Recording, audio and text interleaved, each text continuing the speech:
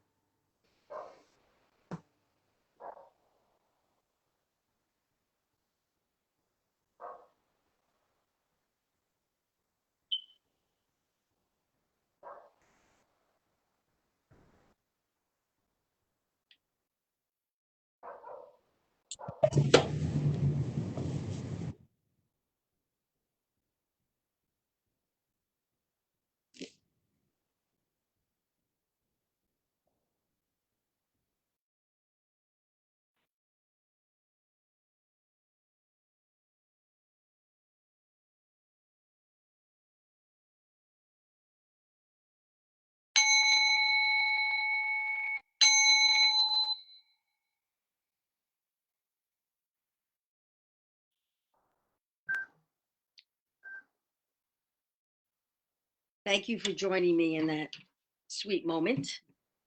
I'd like to ask Ingrid Williams, staff, to please take the roll of the commissioners.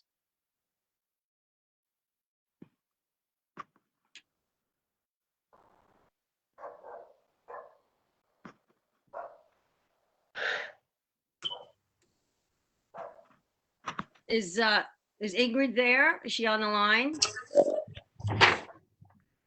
I think she may be having some phone trouble. I'll take the roll for us. Okay, thank you. Commissioner Giggins? Here. Commissioner Rubin? Yes, here. Commissioner Bonner? Here.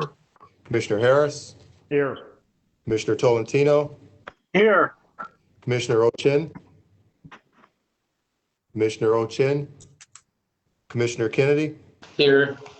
Commissioner Thompson? Present. Commissioner Vera? I know I saw Commissioner Vera just a second ago. Yeah, I said here. Okay, perfect. Thank you. We have a quorum, Madam Chair. Okay, thank you so much. And I'd like to invite Commissioner Tolentino to lead us in the pledge. All right, place your hand over your heart. I pledge allegiance to the flag of the United States of America and to the republic for which it stands, one nation, under God, indivisible, liberty and justice for all. Liberty and justice for all.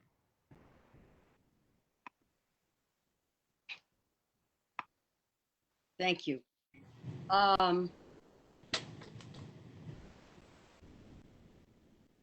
I want to give a little reminder. I have to give a reminder for our ground rules for the meeting today. If you want to provide live public comments, you must access the meeting through WebEx. Please use the web link to join the session with your first name, your last name, and email, your computer or smartphone. When you register, you'll be able to select which agenda items you would like to comment on. Your information will not be shared with other attendees. For those of you calling into the meeting, you must email us your comments at cocnotify@lacounty.gov. And please don't forget to include the agenda item and the meeting date in your correspondence. All correspondence received shall become part of the official record.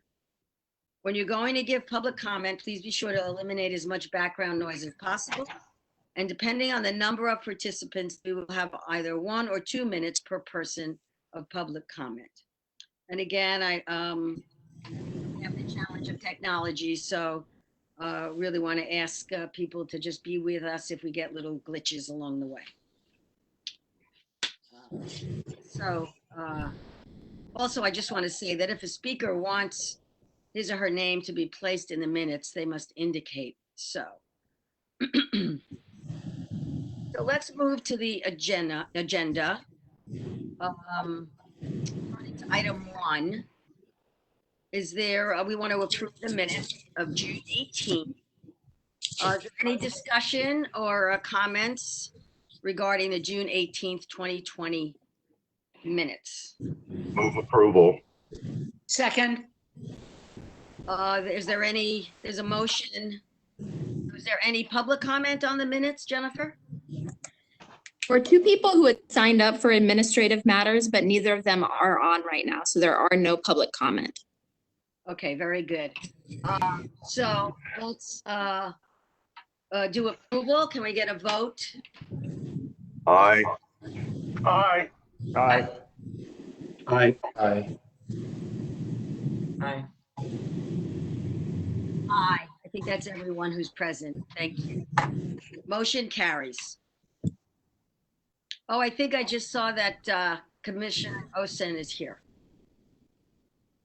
Good morning. Good morning. We're going to turn to something that's been a very big topic of discussion at our meetings, the last several meetings, and that's agenda item 2B, which is the discussion regarding the LA County Sheriff's Department's efforts to address COVID-19 within the jails. This pandemic has been very rough, and COC has been working diligently to be as informed as possible of the various ways that LASD has tried to mitigate the situation. So today we're going to have an update from the chair of the COVID-19 Ad Hoc Committee, Vice Chair Lael Rubin, and then we'll also hear from 2 community members who were recently released from Los Angeles County jail facilities. And I would also like to welcome back once again Assistant Sheriff Bruce Chase, who'll be sitting in on this item and available to answer any questions on behalf of LASD. Thank you once again for coming back, Assistant Sheriff Chase. So I'd like to now turn the floor over to Vice Chair Rubin, who will give us an update of the recent activities of the Ad Hoc Committee on COVID-19. Thank you. Thank you, Patty. And Assistant Sheriff Chase, glad you're back because we will have additional questions for you. We continue to receive information from the civil brand commissioners, in particular Cheryl Grills and her staff. And we recently received some updates from them from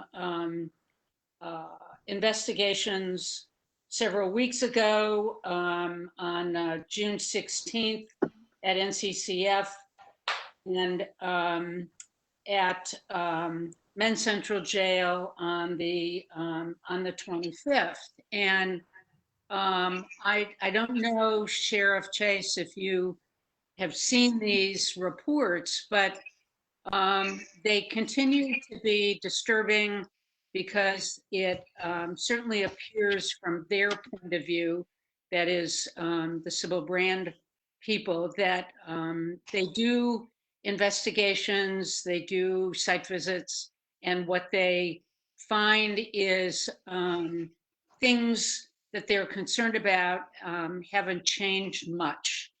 They have indicated that they report their concerns to various people at the locations. At Men's Central Jail, it was the lieutenant. At NCCF, it was some other person. I have a name. I don't know what his title is.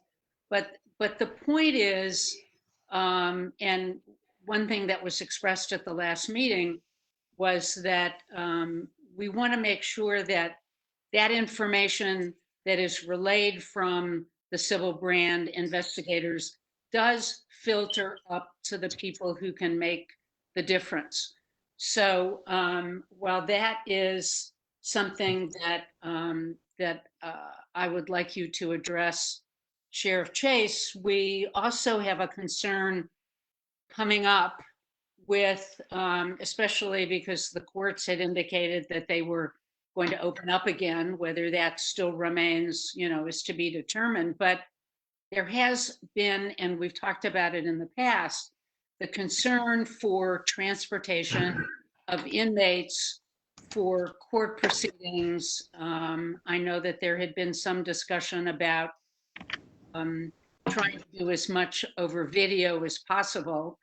And Commissioner Kennedy talked about those needs when attorneys need to have private conversations with their clients. But there are concerns from court staff, from attorneys in courts, that the numbers of inmates who are transported, there's a concern about how they're transported, how one can do social distancing, keeping them safe, keeping the court staff, keeping the lawyers safe. And that is a particular concern, not only for the lawyers involved, but also for the inmates, and how, in fact, are they tested when they come back? Are they quarantined? I mean, this is a whole area that in many respects could take another investigation. So if you wouldn't mind starting with those issues, then we can address some others. Okay. Yeah, no, of course. Good morning, and thanks for having me back. The question about the Sybil Brand Commission, I know they were supposed to have a meeting yesterday that ended up getting canceled because I think they didn't have the quorum they needed. But we were going to discuss some of these things. I do have a captain assigned to liaison directly with them. I think what you pointed out is something that we need to continue to try and work on, because I do think there's a problem with the information getting to us and filtering up to those of us that can actually, make things happen. They're typically, when they go to the site, they're accompanied by the watch commander, which is a lieutenant rank. But then there's a process where their inspection reports, which are often more detailed than the notes we get from the facility immediately after the visit.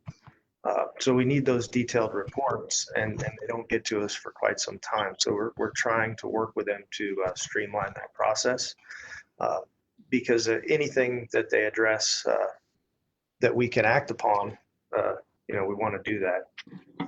We're constantly striving to improve our processes, so we don't want to be in a position where we don't have the information at the decision-making level where we can get things done quickly.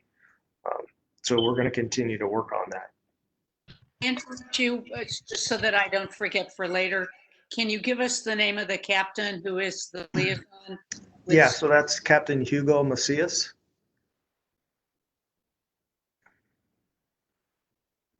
And so he's assigned to attend the meetings and be their direct point of contact. And so at his level, he can make sure that anything that needs to get done is disseminated quickly. Either he can push it up to the commander, chief, and my level, or he can directly contact the units and make sure things are happening. So I can't speak specifically to those reports from the 16th and the 22nd because I don't think we've received and I haven't personally looked at them. So I'll have to check with Captain Macias. But I do know that we I can get you copies of those. Okay. So, go ahead, I'm sorry. No, that would be great. I just, I didn't know if you had any other questions related to that process or if that's sufficient for now. I think having the name of a person, a liaison and a point of contact is extremely helpful, especially because at our last meeting, there was a concern from someone who had appeared on your behalf, whose name I don't remember at the moment, but she said, well, we don't get that information. Well, that's obviously not helpful to the sheriff. It's not helpful to the inmates. So the idea of having a point person and a liaison, I think, is a great step forward. So Yeah. Okay. Yeah, I agree with all your points, and so that's why we're doing that and hoping that improves the process, because anything they point out that we can take care of immediately or the sooner rather than later is better for the incarcerated population. So if you would go ahead and talk about the concern, transportation. Yeah, with the courts. So I had them pull the numbers, and I know some people will be surprised to hear this, but over the last 4 months of this pandemic, we've actually transported more than 51,000 individuals to court for appearances. Now, that's considerably less than the same time period in 2019, where it was 107,000. So we have cut court trips considerably, but we have been transporting on a limited basis for the entire time, just so we can continue to try and process individuals and get them appearances when they need them, so that if they don't need to stay with us any longer, they can get processed out. So with that process has been ongoing, even though the courts have been partially shut down. They're not planning on opening up jury trials until August now. But our Transportation Bureau implemented restrictions on how many people were transported on the buses and making sure the inmates are masked.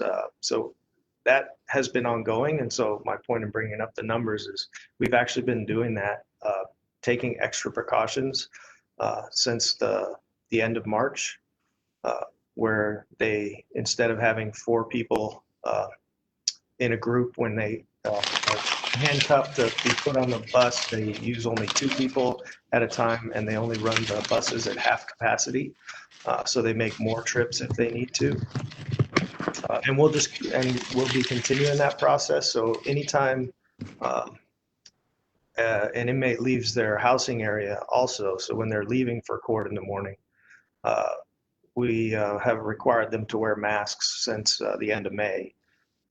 So we've had some success with limiting exposure and potential, infection since we implemented all these procedures. As of this morning, I can report, even though the challenges are ongoing, as of this morning, I have 43 individuals who are actually symptomatic positive being treated for COVID, and 31 that are positive but asymptomatic with no symptoms. So that's a smaller number in isolation than we've had in a while. And our patients under investigation that are potentially sick but being tested is down to 28 this morning. So we're trending in the right direction, but I do have 2,500, just over 2,500 inmates that are on quarantine. And so we're just like, it's a daily struggle. And like Commissioner Giggins stated at the beginning, I don't think any of us envisioned that we would still just be in this cycle, but it's just constant and ongoing over here, trying to protect the staff and protect the incarcerated population. We're just continuing with all our efforts, and we're trending in the right direction currently, but we've had definitely continue to have challenges. If when you talk about reduced numbers being transported to court, and transportation going more frequently, can you give us some number as to how many inmates are transported at any one point in time?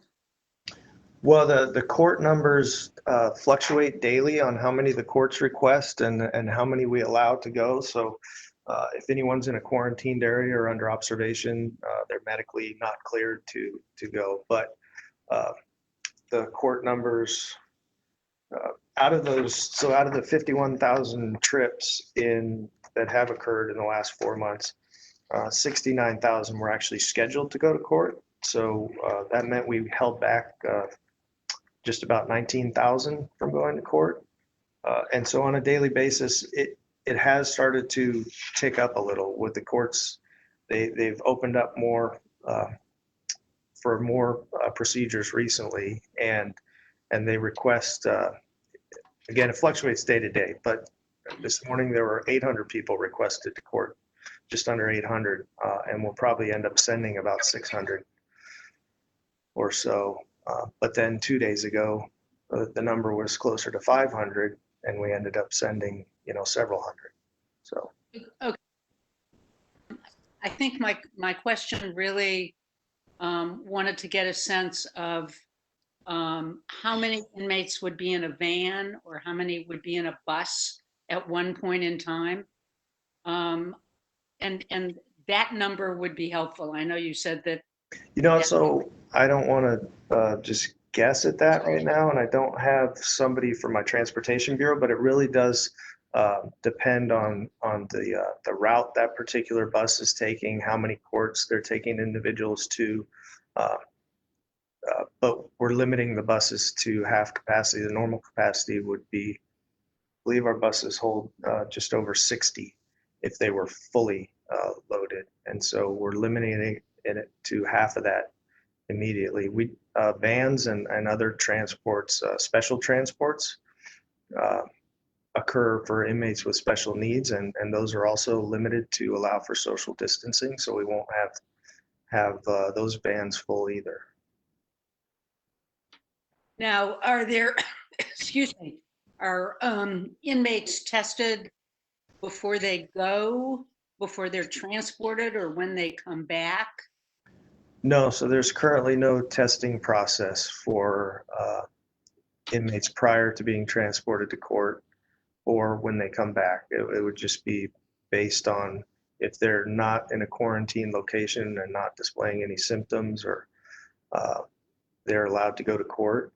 And when they come back, the same thing, they'll go back to their housing area and just be under the same monitoring process that the rest of the population is. But we don't have any rapid testing capability that would allow us at this point to test individuals before and after they go to court.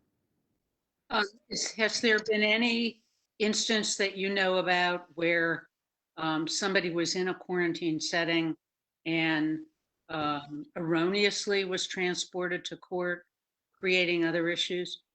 We have had several over the last few months where individuals that were in quarantined areas ended up being transported to court, but we haven't had any negative impacts from those errors, fortunately. So we have never sent a symptomatic person to court, but we've had individuals that are in quarantined housing locations that have been erroneously sent out on a pass, because the pass system, the court system generates the pass, and then it's up to our housing location staff to cross-check that with medical no-go orders. And occasionally we've had a few that have happened, like I say, but none of them have actually been either symptomatic or asymptomatic positives. They've actually just been individuals that were in quarantine locations that were sent out, yes. Okay, and one last question in this area.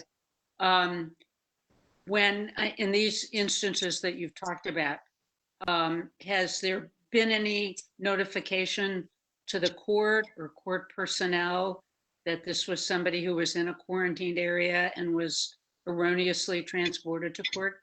Yes, those notifications are made to the court and to the PD or APD and DA as necessary, and to our court transportation and court services people. One last question I have at the moment is, do you have a number of how many COVID-related deaths have occurred at the jail? Public health website says there are 4 from Men's Central Jail and 2 at Twin Towers, but there doesn't seem to be anything on the sheriff's website. Yes, so there are 6 individuals that have passed away. Their original housing locations were MCJ and Twin Towers, but all of those individuals actually were being treated at the County USC Medical Center, and each one of them had been there for a number of weeks at the time they passed. Our first individual passed away at the end of May, and then unfortunately another individual at the end of June, and then we've had just recently a few. They've all had multiple underlying health conditions, and I'm not the medical expert, so for the distinction between COVID, with COVID or COVID is the cause, but that's unfortunately, yes, 6 is the correct number. I don't have any other questions at this point in time. One of the things that there has been a concern about is the notification to inmates when they have been tested about getting the results. So that's a process that Correctional Health Services was tasked with taking care of, and they came out with an informational sheet so that they could immediately notify everyone of the process and what to expect. So there was some disconnect there, unfortunately, early on in the mass testing, and we tried to work to resolve that because we don't want anybody suffering anxiety, not knowing one way or the other, or what the process is, or what it means, particularly once we started getting the large numbers of asymptomatic inmates. So is it fair to say that they are, the inmates are receiving notification of their test results? Yes, that's supposed to be the process. And do they receive it from Correctional Health, or who do they receive it from? Correctional Health Services, excuse me, is tasked with notifying individuals of their status. Since it's a medical condition, it falls on them. Okay. I don't have any additional questions at this point in time. As the chair noted, we have 2 former inmates at county jail who want to talk about their experiences. I'd like to invite them now. Oh, excuse me. Oh, That's a question. yes, Commissioner Harris. Okay, thank you. Couple of questions. Assistant Sheriff Chase, do you know how Correctional Health is making these notifications? Are they face-to-face? Are they sending a written notification? Are they calling the inmate down to medical facility? Or are they going up to the module to make a notification? You just know what how do they know this is happening? In general, so it's with the mass testing, so which results in more individuals being quarantined and being notified where there might be asymptomatic positive, where they don't have any symptoms and don't know that they were positive. It was problematic for them to try and do that individually. So that's where they developed a written process where they could just give them notification and do town halls and notify everyone at the same time, basically. Could you describe how a town hall works inside MCJ or Twin Towers? I'm familiar with that. So when they have town halls for in the dorm areas, they'll have LASD and correctional health services staff actually go into the dorm and just sit with the inmates and have them discuss any concerns or questions. Where you have the rows, different cell areas, they'll move individuals to either a day room or sometimes to the chapel. It's a little more tricky and complicated with quarantines and potentially, we can't mix different populations that might be symptomatic or asymptomatic. So, but that's how that process would work at MCJ. Okay. Let's talk about masks for a second.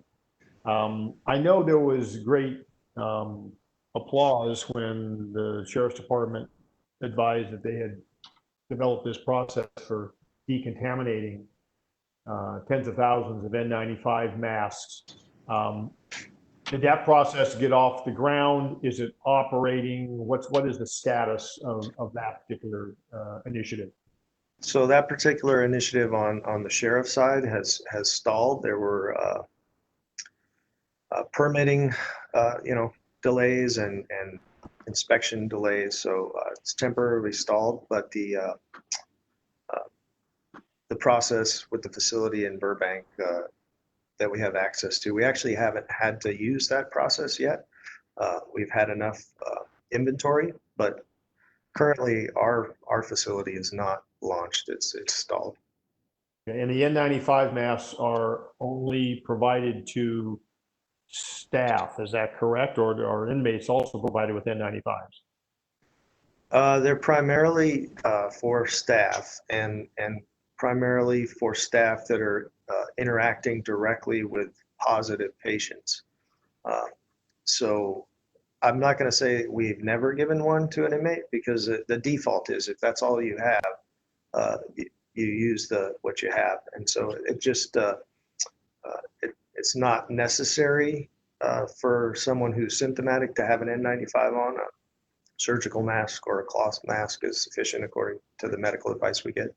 But yes, they're primarily reserved for staff and reserved for medical staff and security staff that are in direct contact with. The amount of transportation of these inmates to and from court. I realize a jury trial is one thing, a hearing is one thing, but I also know that there are many, many, many occasions where the inmate is transported to court, they make a 1 or 2 minute appearance before a judge, and then they sit the entire day in lockup in the courthouse, which is a monumental waste of everyone's time.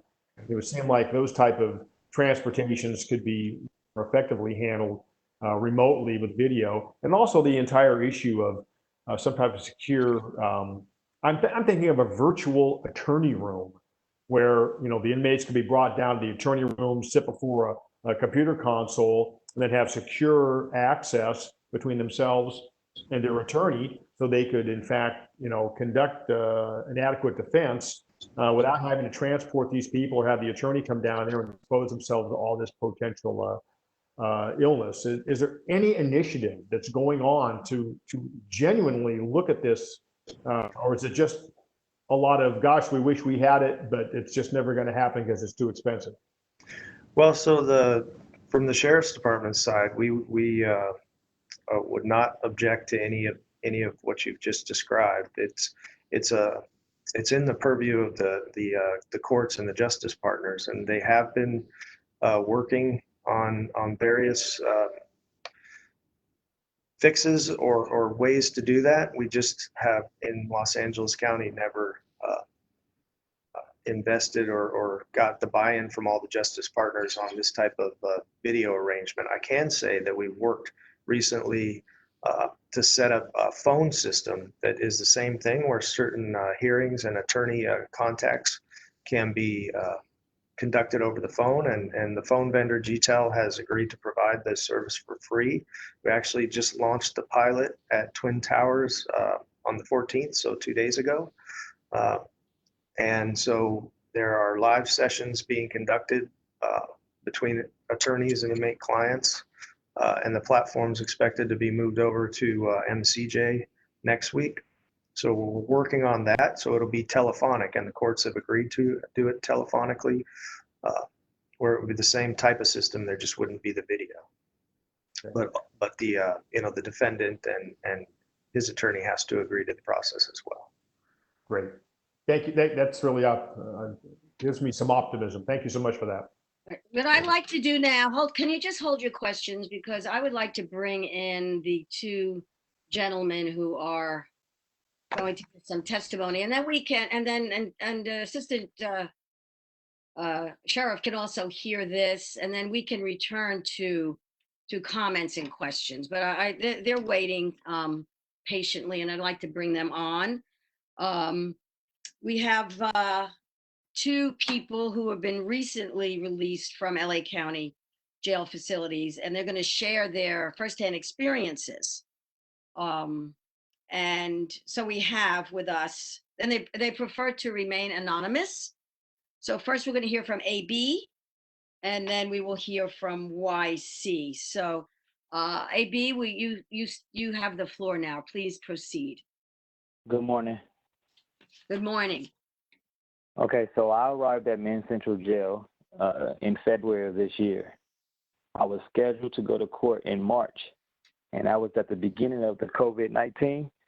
So my court date fell on the day where I believe it was Tuesday, Wednesday, Thursday, where all court dates were closed because of COVID.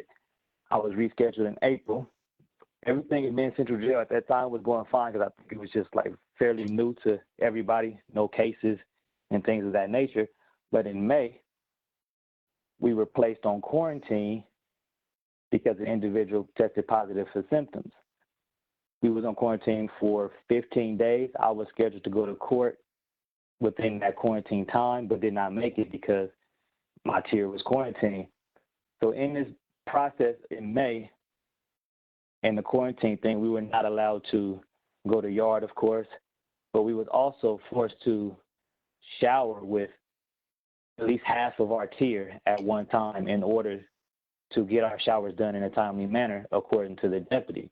Sometimes we were even threatened that we would either not get our canteen if we didn't shower with at least 16 people in one showered module, which only holds like 4 heads and maybe 4 showers, and with three heads on each shower, and maybe only 2 of those heads will work. So we would complain. We requested to speak to sergeants. We was advised that it was out of their control because of like a medical issue. It was a medical thing. We were supposed to get a town hall meeting where I was housed at. We never received that.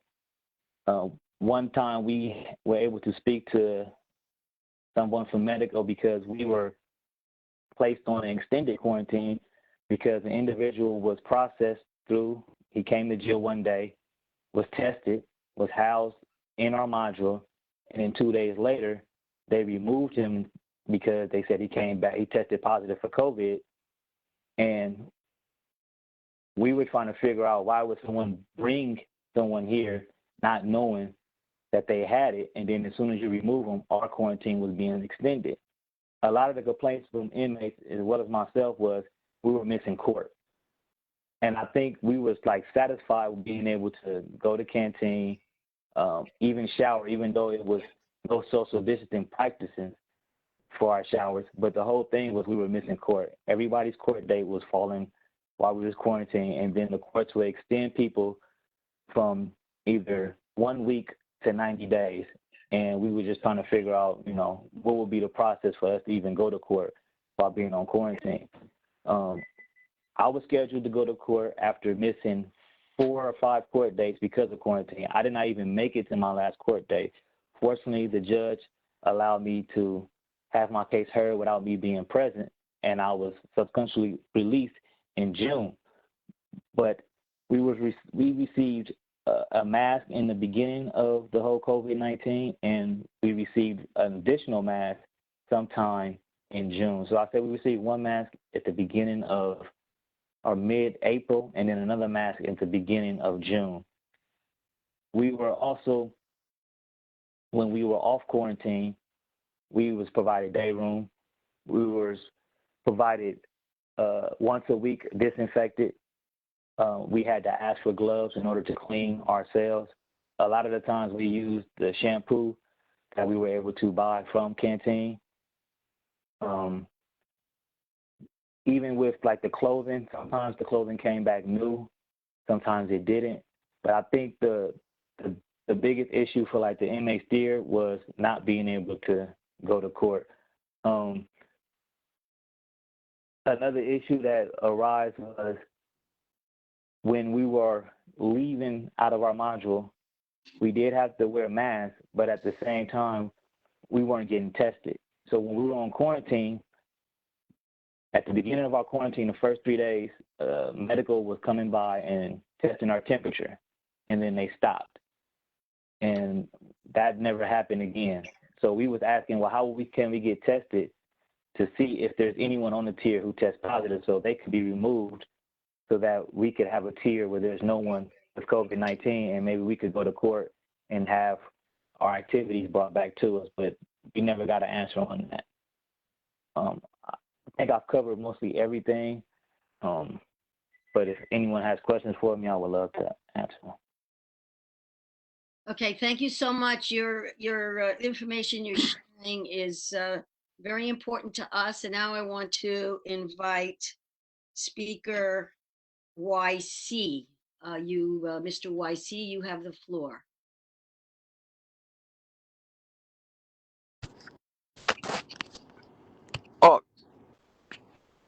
Oh, can you guys hear me? Yes. Okay, I want to thank the commission for allowing me the opportunity to speak. I hope sharing my story will help others that are living the same experience right now. I'm choosing not to be on camera because I'm afraid by sharing my story, my freedom and safety may be in danger. I was incarcerated at Men's Central Jail, high power. I was fighting a case for a nonviolent crime. I was waiting trial. My bail was originally $46,000, I believe, and then they raised it to 225 due to me having 2 strikes, plus some other additional charges were added. So they wouldn't reduce my bail. In the end, I qualified for a reduction, so they ended up reducing my bail on one of my cases to 1,000. So I served a total of 8 months, and I was able to post bail on my other case early June 2020. So there were 26 people on my tier when the COVID-19 hit. They gave us one mask. It was like a fiber mask. We could not wash it. There was no way for us to like disinfect it without destroying it. We were not giving cleaning supplies, and the tier was very dirty and never mopped or swept. We were in individual cells, like the size of maybe like a very small restroom. So social distancing was hard. It was just the showers were filthy. It was just a breeding ground for disaster. The module next to us was quarantined, but at the same time, the same trustees that issued their food came to our tiers and issued our food. So also there was like 5 or 6 deputies. They caught the virus and then they came back. They were to explain to us that they had left and came back or whatnot. They had contracted the virus. I had got sick 2 times before I bailed out. The first time it was really bad. It was like a bad cough. Like I could not hold my breath for longer than 10 seconds. I have asthma. It got really bad. At first, the deputies did not allow me my inhaler. I was asking medical, everybody. My family had to contact Woloch, the commander, and him and along with Sergeant Andrews came, and they made me go to medical. They issued me my inhaler, but I had to go through all that in order to get it. So the first time, like, it was really bad. I couldn't hold my breath for longer than 10 seconds. I'd start coughing. I'd have the chills, or shivering at night, coughing, and like eventually, like I was coughing so much, I like spit and blood, like the phlegm. It started coming out like blood, like traces of blood in my phlegm. They did nothing for us. We asked for medical treatment. They said we'd have to go man down, but there was a guy on our tier that was a couple cells away. He tried to go man down, and it took him like 2 days for them to come get him, and he tested positive, and they kept him in towers under quarantine. And when he came back is when we found out that yeah, he was positive. Um, they never tested us for COVID-19. 6 people ended up going man down on the tiers that we were on, and all of them tested positive for COVID-19. Um, and they had never placed our tier on quarantine or nothing. Like we were still going to the showers in the hallway with everyone else, even though 6 people had already tested positive on our tier. Um, it was excuse me. Yeah, it was like then the medical staff would come. Then they started eventually coming with the temperature checks, but it was like we would ask them how can we get tested, and they would pretend like they didn't know English, or like they would just like like they would answer none of our questions. And one of my neighbors, he like my neighbor they tested him, and it registered at 102. So they're like, oh, well, let us rescan you. So they rescanned him again, but this time they held the thermometer back a little bit further, so it registered a lower temperature. And I could see the screen from my angle with the angle that the nurse was at.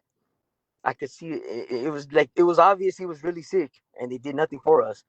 Um, we told them that we had the right to test. Everybody in California had the right to test. The swab test, we were asking why can't we get the swab test? And then they just, like I said, they were just pretending like they didn't understand, like they didn't know English. I myself filed a emergency group grievance. It never got heard. I don't even know if it ever got submitted. I still have my pink copy. So I don't know. It was filed as an emergency. Everybody on our tier signed it. And again, we never got a response on that. So, I mean, that's basically what was going on while I was there. Other than that, I really have nothing further to say. Thank you so much. Thanks for presenting us about your experiences today. You're welcome. So much. So I'd like to open it for the commissioners now to continue with any questions you have or comments. And Commissioner Ocean. I'm sorry, did I hear something? Yeah, this is Bruce. I was just gonna, Assistant Sheriff Chase. I was just gonna try and respond. Obviously, it's very concerning, and the individuals want to stay anonymous.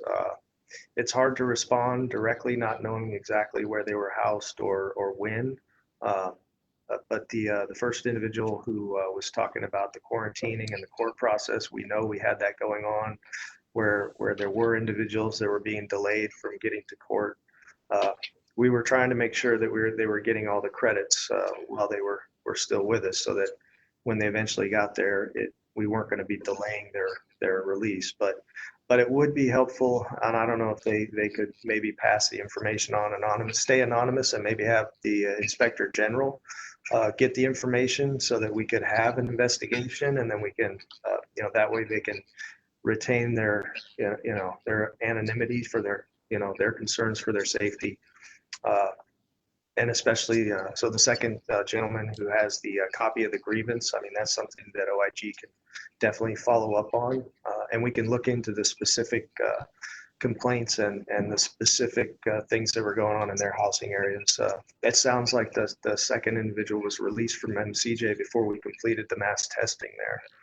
We've done over 17,000 tests now to date in the custody facility. So we did get down to his housing area, probably where he was, but after he left, and offer the test to everyone in our custody. But it would be helpful if we could have somebody follow up on those complaints and get specifics to us so we could act on them if we can. I could just follow up on that last question. Just really quickly, the second individual, Mr. YC, described being in high power. So at least that was the location. It's just that there's a few different high power areas. But it might not be specific to his location. We can look at the the concerns in general and just try and make sure if we haven't already fixed some of the things that both of them are talking about, that we can implement some changes if we need to. I know he mentioned talking to Commander Wolak, and that is the Men's Central Jail commander. So again, I don't have any reason to doubt some of the things they're saying, and we just need to look into the specifics. Mr. Huntsman, do you have a Well, I mean, something if you would like to pass along their information, we can certainly assist, as Assistant Sheriff Chase suggests. If the speakers are willing to share anything with us, we can filter it to provide it so they don't have any blowback on them. That we're happy to do that, and that's something we can do. I will say that what they're describing, the rationing of medical care and the rationing of testing, is a universal problem in the jails. In these instances, we're hearing particular cases where things went particularly badly. But as Assistant Sheriff Chase has said, even when we're not intending to transport people in quarantine to court, obviously, because otherwise it's not a quarantine, we have done that. And so we've made errors. So I think it's reasonable to say that what they're describing is exactly what seems to be happening. The fundamental fix is to have an increased availability of medical care and testing, which is something that Custody Health Services has to handle, and they have to do it within available resources. So I've certainly been advocating for more medical care than we're getting, but it's a resource problem as well. And then secondarily, obviously, reduction of population, because these stories that we're hearing now, we've heard over and over, and there is no real way to socially distance inside our jails. And therefore, our population of 12,000 should be reduced further. I think LASD has said it's not their intention to reduce it any further. But as long as we continue to have the size that we have, we're going to have a greater amount of flow through the courts, as Assistant Sheriff Chase has said, as well as in and out of the jails, which causes an increase in cases out in the community as well as in the jails. So I don't think there's anything really off, aside from some of the more personal aspects of what went wrong in these cases, which certainly goes wrong. But we'll assist in the individual cases as best we can if we get the contact information. Again, assuming the speakers would like to talk to us. Yes, well, I would like to, definitely second that concept and invite our speakers to anonymously give any information that they have to the staff, and then we can get it to Mr. Huntsman.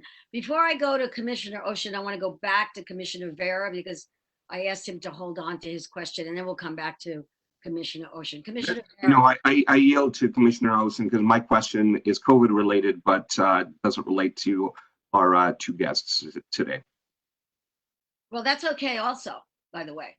I mean, we're open for our guests, what they say, and also anything that has to do with it. But go, are you okay with that? You want to go to Commissioner Ocean? Yeah, Commissioner Ocean, I think. Okay. Please proceed. So I do have questions for A, B, and YC. Were you all tested at any point during your time at, I think you at Men's Central?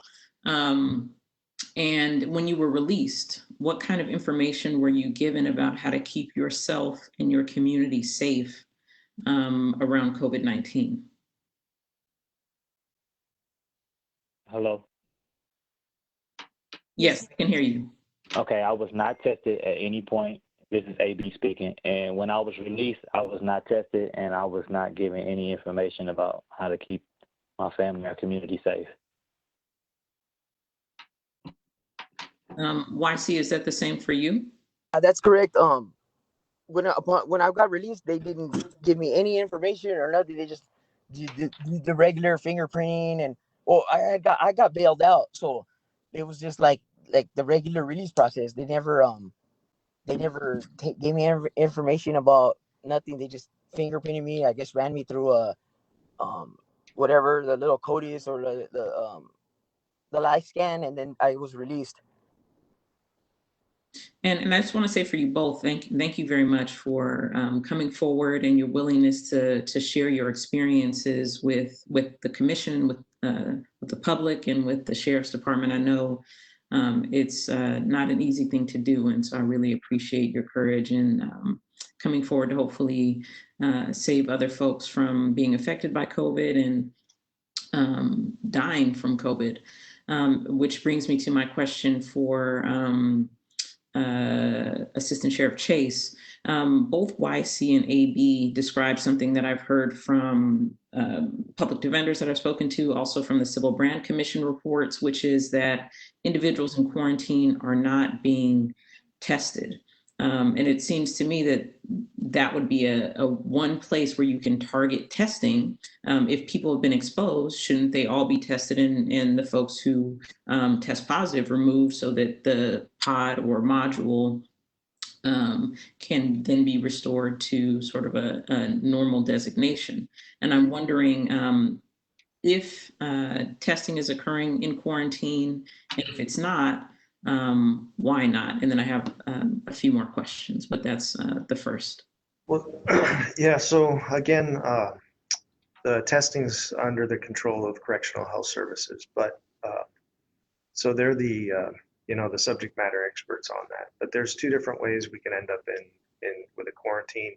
Some of the quarantines occur because of the results of testing, where we have a group that's asymptomatic that's then separated from the group that tested negative. So that would be a situation where you have two separate groups quarantined as a result of testing.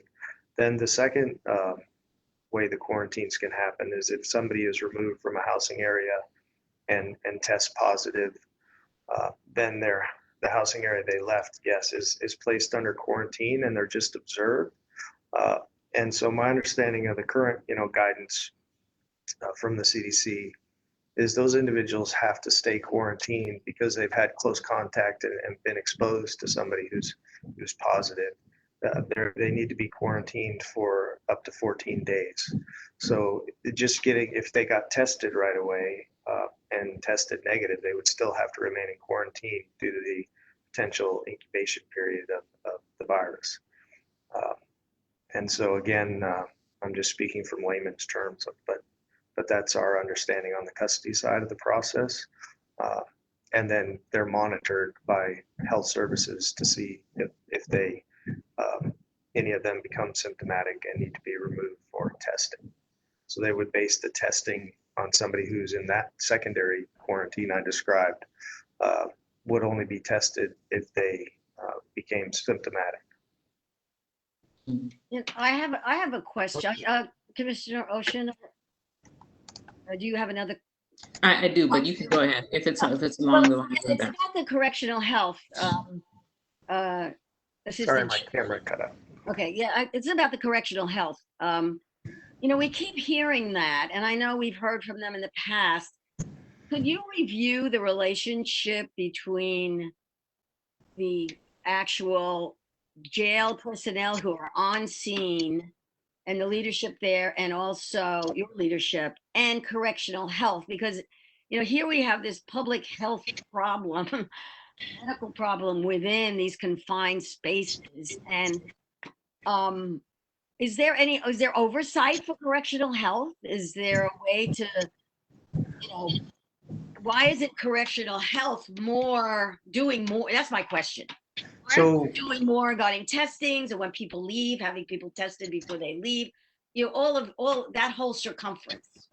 Yeah, so several years back, the county made the decision to bifurcate the health services department from the sheriff's department. So Medical Services Bureau was transitioned over to Correctional Health Services, and they're under the Department of Health Services. So that's their supervision, and so they're equal partners with us, but we don't have on the custody side. We're not the medical experts, and they don't work for us. So I can't speak to their policies and procedures. But we have a good working relationship with them and help facilitate anything they ask us to provide security for. But I can't speak to specifically what they do because I don't have oversight over them personally. Well, even in this pandemic, even in this crisis, and you don't have oversight, but what what questions have you asked? What information has been given to them? What help has been, say, you know, our inmates need X, they need more of that, they need more testing. How does this relationship work during a pandemic? Well, it's a relationship of mutual respect, but they're the healthcare experts, and so I really have to defer to the healthcare experts from both Correctional Health Services and Department of Public Health on what, you know, procedures and policies they implement or don't implement. So have you seen more of an engagement from them during the pandemic? Well, in what terms? Like, so we do, I mean, we work closely daily. In fact, for the first several months of the pandemic, we met like every single day, 7 days a week in the mornings to discuss, you know, strategies and approaches and ongoing, you know, positions and tactics we take to try and contain and treat the you know, the population we have. So we have, you know, a tight working relationship, but again, it's like you know, I can make suggestions or based on things I've heard or seen from, you know, recommendations, but I defer to the healthcare professionals to make the healthcare decisions. Okay, back to you, Commissioner Ocean. Thank you. I was, you know, I think like many of us, very troubled and saddened to learn that additional 5 people have died since I think our last meeting in June. And we weren't notified of any of those deaths. I'm grateful that Commissioner Rubin has been monitoring the public health website. I've been checking the Sheriff's Department's website, and there's no information about deaths listed, which I think should be changed, and I would encourage you to do so, Assistant Sheriff Chase. My question is about those deaths.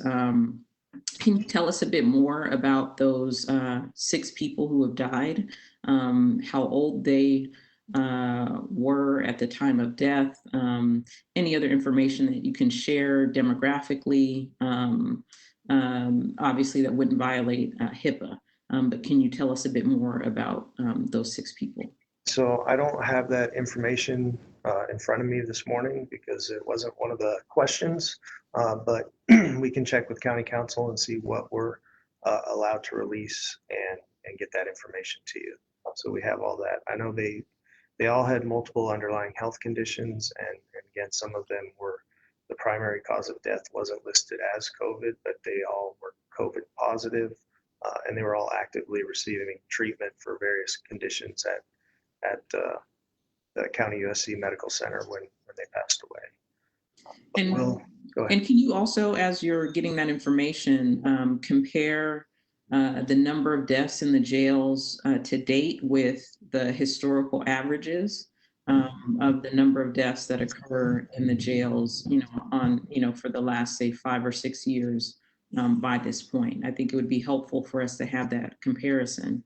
The other thing that we've been asking for in our ad hoc committee is either copies of or summaries of grievances, particularly medical grievances, and how they've been resolved by the Sheriff's Department. I note that in the last Civil Brand Commission report, the Civil Brand Commission has been asking for that information, and like us, they haven't received it. So it'd be helpful for us, again, to get a sense of what's going on from the perspective of folks like AB or YC in terms of requesting medical care, what kind of complaints are being made. If, like, for example, YC, folks are coming forward and saying, you know, I have asthma, I'm not having access to treatments like that are basic, like an inhaler, or suffering from COVID-19 like symptoms and still not being tested. Those are the things that I think we should be focused on to try to correct, not just medical care for folks who have COVID, obviously, but folks who have other underlying conditions that may not be getting the attention that they need because of COVID. So I think that those are still COVID-related deaths. or that's still a COVID-related issue if folks aren't getting the kind of medical attention that they need. I have some more questions about testing. I spoke with a public defender who had some issues with how testing was being done and how people were being transported to court. So for example, this particular public defender told me that they had a client who was brought to court who had been tested, but the test results were pending. That person came to court, the person met with that client, and only later, after the person had returned back to the facility, were they notified of a positive result. I have the same sort of question along the lines of when people are placed into different housing units. So for example, they're tested and placed into a unit, and then the test results come back positive later. I'm wondering how you all manage the lapse, which can be many days, between when someone is tested and when someone is taken to court or when someone's placed in a housing unit. So as far as the grievances first, I'd be happy to make available one of our, the resident expert from the custody support services side that handles the grievance process. So it could come to the ad hoc committee and explain the process and look into specifics for you. I think that might be helpful. Some of the medical grievances do go to correctional health services, but we can have somebody explain that process. And we have a pretty robust grievance system based on the ROSA settlement agreement. So it's one of the things that's constantly monitored. So we can look into any issues with that. And I'd appreciate the process being explained, but I think we would appreciate even more, in addition to that, getting a summary of the number of complaints, the nature of those complaints, and the resolution of those complaints. Yeah, so if you could just pass on the requested, the specific request through the Audits and Accountability Bureau, and we can route it to get you the answers you need. Again, and then we'd be able to differentiate between the grievances we have control over and the medical grievances, and sometimes there's overlap. And then as to your question about the public defender, that those are legitimate concerns, particularly when our quarantines were extremely high and we were limited in housing availability. We've attempted to delay anyone going to court who has a test pending. It took a while. We needed a health order, so we were working with Correctional Health Services and the Department of Public Health, but the Department of Public Health finally issued us a letter a couple weeks back, giving us a medical reason to keep them from court, because we're testing everyone on intake now, or offering everyone. There are some that refuse, but everyone coming in gets tested, and that's where we've had a couple instances where we actually are the ones that notify the public defender that we've allowed somebody to be transported to then subsequently test positive. We're attempting to house them in an area where they don't get transported to court until we get the test results back. Unfortunately, with the ramped up testing in the communities, we're experiencing delays from the labs. And so sometimes with the amount of people coming into the system on a daily basis, it becomes difficult to be able to hold them up. Because again, we're keeping them from the court process, and then it goes to what AB's issue was that he brought up, which is a legitimate concern. It's like the individual's coming in, he feels fine, he doesn't think he's sick, and he wants to go to court, and we're holding him up from going to court. So it's just a constant struggle.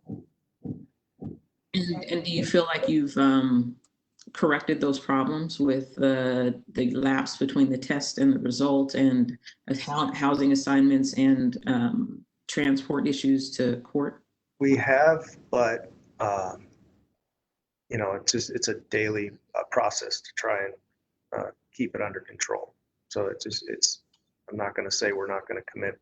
There might be errors down the road, but it's something we're definitely concerned with.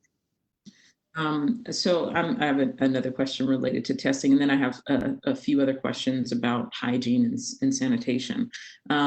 So we heard from AB and YC that they were not tested upon release.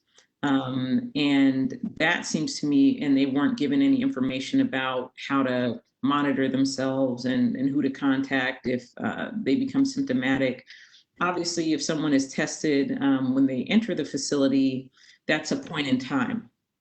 And that doesn't mean that they're negative when they are at some point in the facility or when they're leaving the facility, especially if they're asymptomatic. Why doesn't the sheriff, why doesn't your department test people when they leave, just as you test people when they arrive? So again, that's the testing is the medical process, which is under the purview of Correctional Health Services. There are some tests now for people who are going on a conditional or coordinated release to some of the community programs that are requiring tests in advance, so they're able to coordinate some of those tests. But we do give informational packets to everyone that's being processed out. So, you know, again, it's a concern that the two we have here say they didn't get the information, but we have information packets and flyers that describe the process. And then also if anybody's, you know, has a concern about housing and other services that they can connect with, that they're all, that information is available to them on release. So if they're not getting it, I have a concern. But as far as trying to test them, again, as you point out, we, you know, we know that the test is just one snapshot in time. And if we gave a person a test, you know, ostensibly we'd have to give them a test and then quarantine them for 14 days before releasing them, because just because they're negative when we test them on the day they release doesn't mean they could not test positive the next day. So I'm not sure if it's practical or reasonable to test everyone on release. I mean, we do give them information, and when they're released, they have, you know, the responsibility and the freedoms of everyone else in the community to try and protect themselves and protect each other. So they just, you know, become part of that community process. I'll comment on that in just a second, but my next question is also about testing, and maybe this is a Correctional Health Services question, but I'll ask it anyway.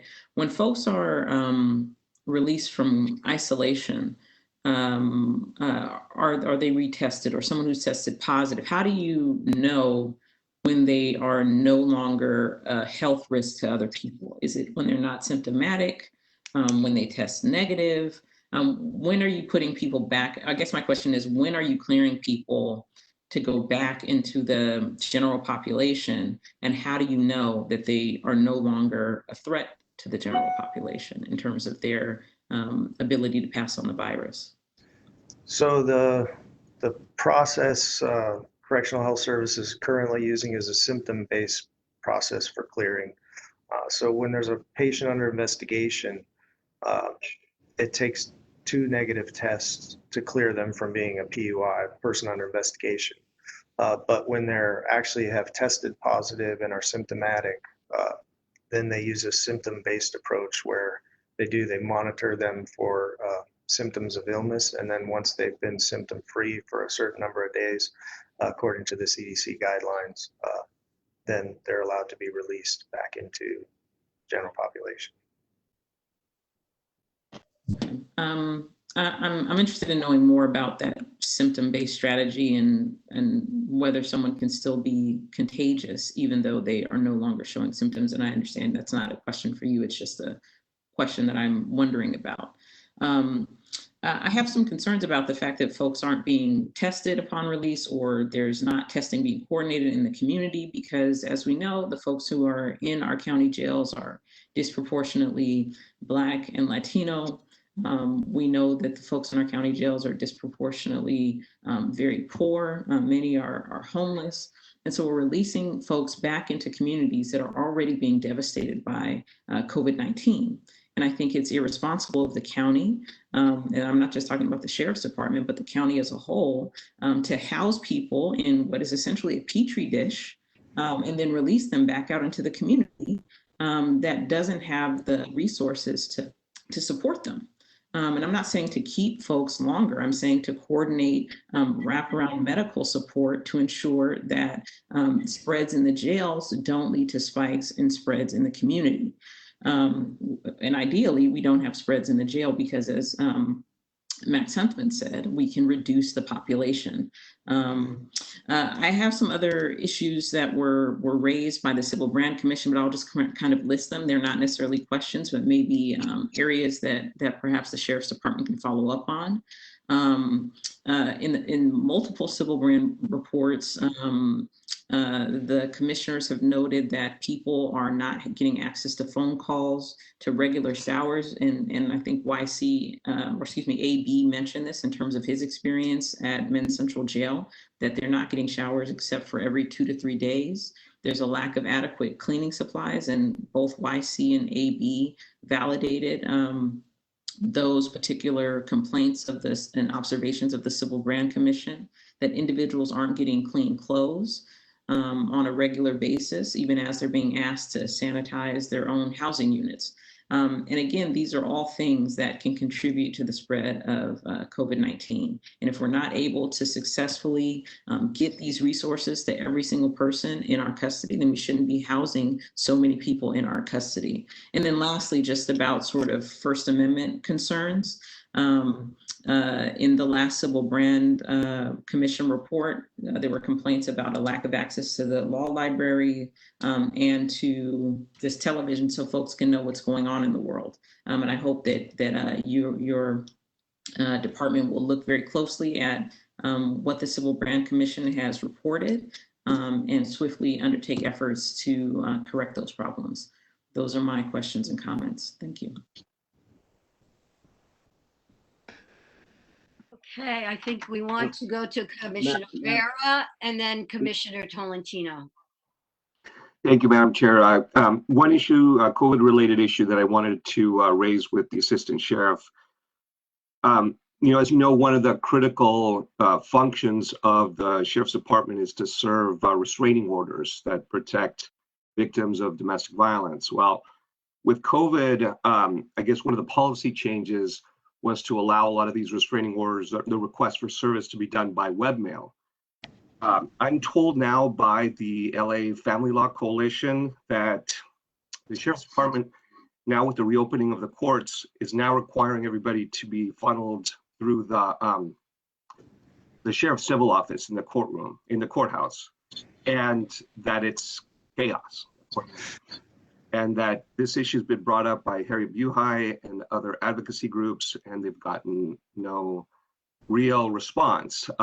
That for many of the restraining orders that need to be served, they're just not getting done, or issues have been and problems have been seen again and again and again. So I wanted to raise that with you, Assistant Sheriff, and ask, can we bring that directly to your attention? Because it's been brought up to the rank of captain, and again, no response. And I don't know if it's a resource issue or what, but it's obviously a critical issue that needs to be addressed.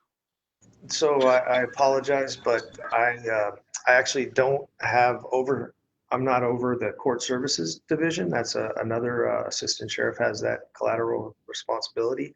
And so I actually don't have the knowledge of the process to give you a valid answer at this point, but I definitely think who should we go to? Yeah, so I think it's obviously a concern. It's like, so anytime I hear about processes where we have this kind of dysfunction and we're attempting to better serve the community, I think it is something worthwhile to bring to our attention through the channels. Just have the COC notify the Sheriff's Department through our AAB process, and they can route it to someone and just explain that we've already tried to handle it at a captain level. It's something that we should elevate to a higher level to try and work with the courts and figure out the best fix.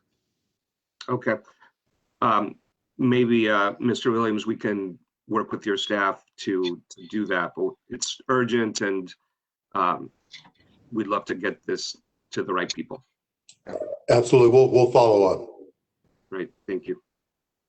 Yes, thank you. Commissioner Tolentino. Yeah, Sheriff Chase. One aspect of the whole virus problem is the problem with masks.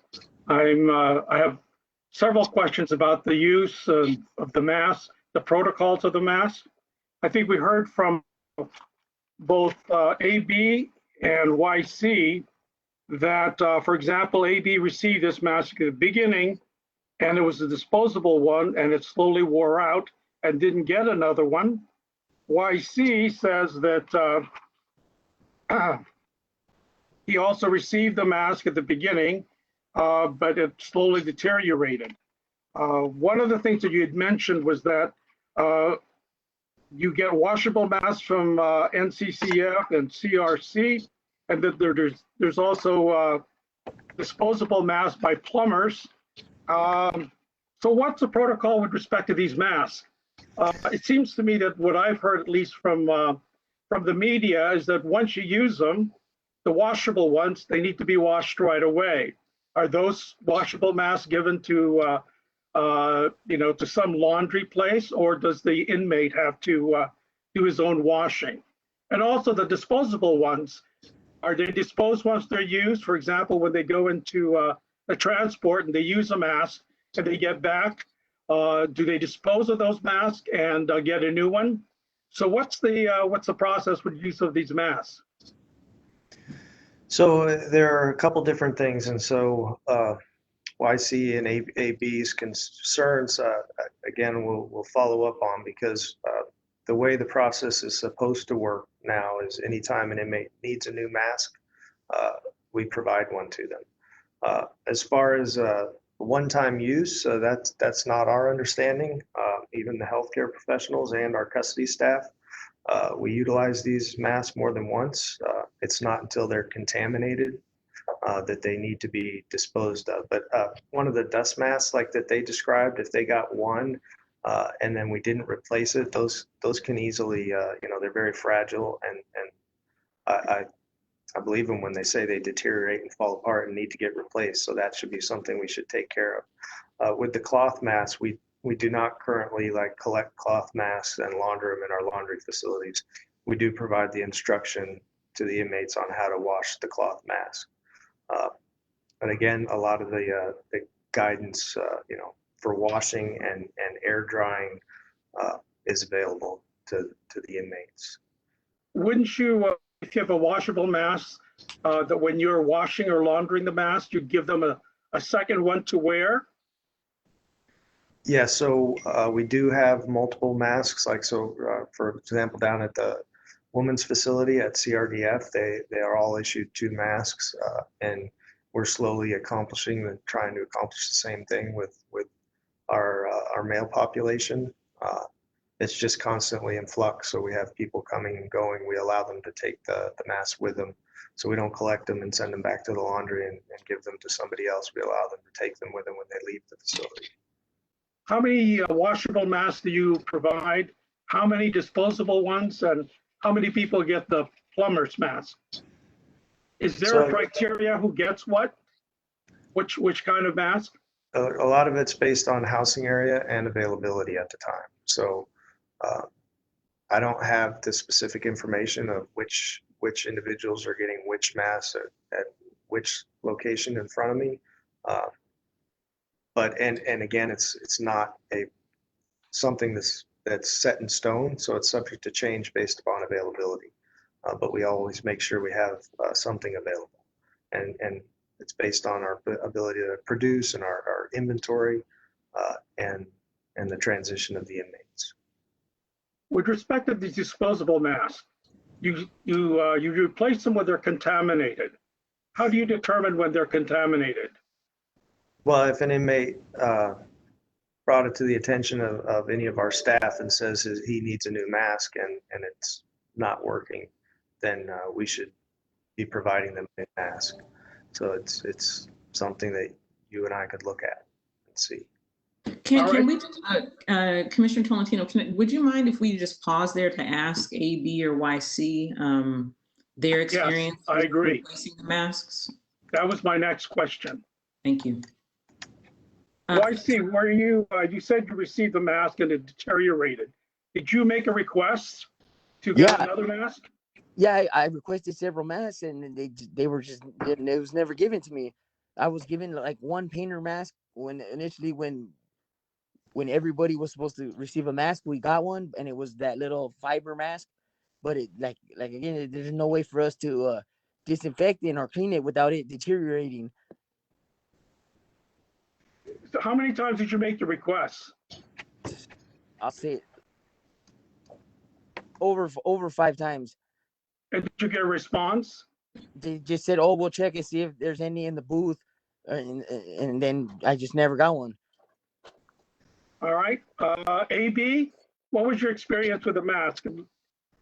So I received the same painter mask, and several of my fellow inmates requested additional masks after those masks did deteriorate, but we didn't receive them. So what we did was we cut the sleeves off to the T-shirts that we was provided with, and we just used those for masks. Because then we were able to wash those whenever we felt like they were dirty.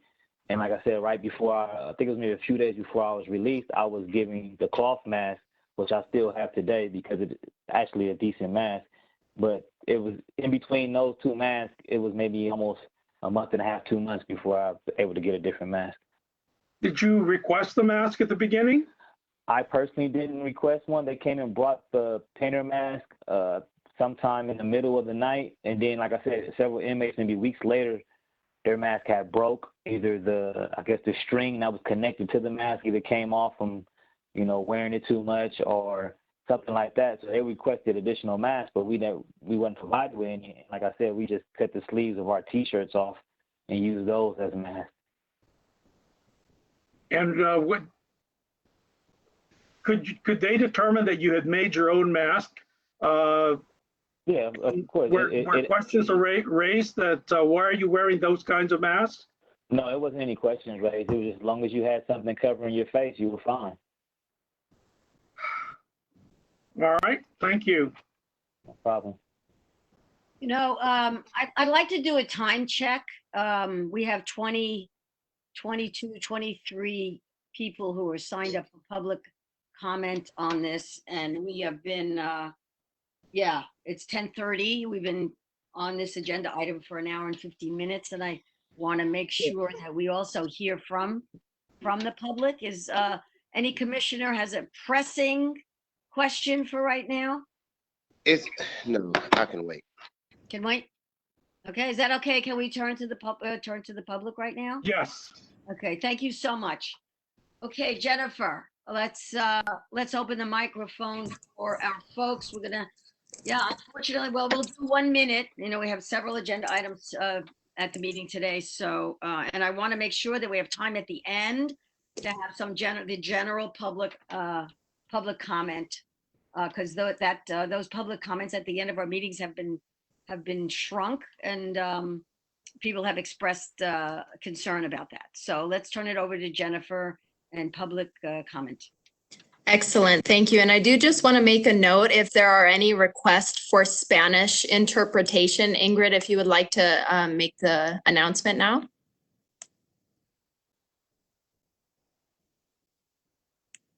Ingrid Williams, we can't hear you speaking right now. Okay, it looks like we are having some technical difficulties with Ingrid's microphone, but if anyone would like to provide a comment in Spanish, we will find a way to interpret it. The first public comment will come from Mary Grace Barrios. Please go ahead with your comment.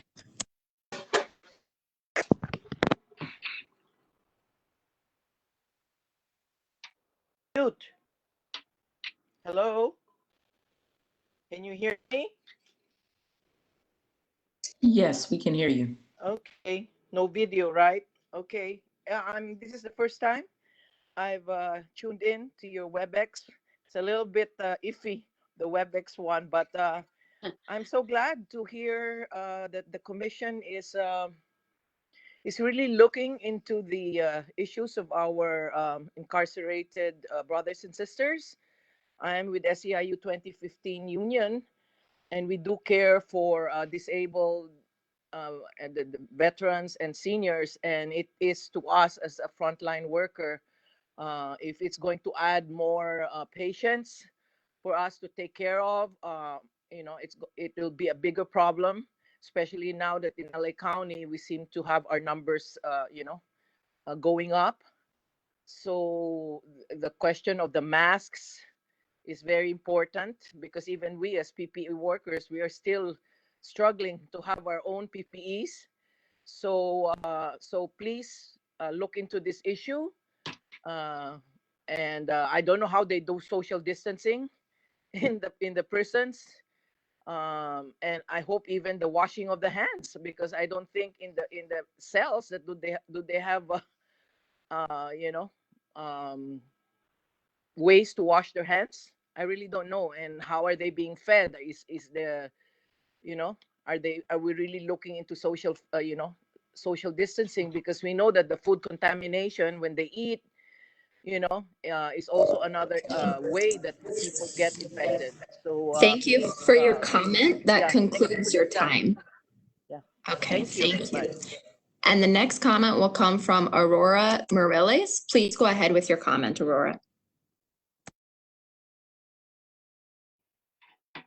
Oh, can you hear me now? Yes? Okay. I just wanted to support the people that have testified, the inmates, about the masks. I think it's outrageous that at this moment, our communities of color are suffering. And how can the same thing that the previous person reiterated, how can you follow safety guidelines in the prisons? I'm calling for the release of nonviolent offenders in order to protect both the workers and the inmates that are there. I'm just outraged hearing the whole thing about masks. I mean, I know people that are donating to our nurses, our front line. I know we can get donations for the inmates. I don't understand why. I guess they're not as important, and that's why that issue hasn't been addressed. It's just outrageous. And I'm a teacher for LA Unified, and I know my kids, their communities are affected by having their families in jail, and the worry about what's going on. And a lot of our frontline people that work with our inmates are also people of color. And it's just, to me, it's just outrageous that there's no answers or preparedness to address this. I'm sure that it's been brought up. The inmates have brought it up. I can't even wrap my mind around it. Thank you. Thank you. Thank you. That concludes your comment. And the next comment will come from Chelsea. Chelsea Boyle, go ahead with your comment. Hi, yes, I wanted to comment on items 2A and 2B. I'm asking the commissioners to consider the strategies noted in the ATI report, including utilizing behavioral health responses for people experiencing mental health or substance use disorders or homelessness to avoid law enforcement responses. Initiate Measure R feasibility study and present recommendations. Ask for investment of funds to support implementation of ATI.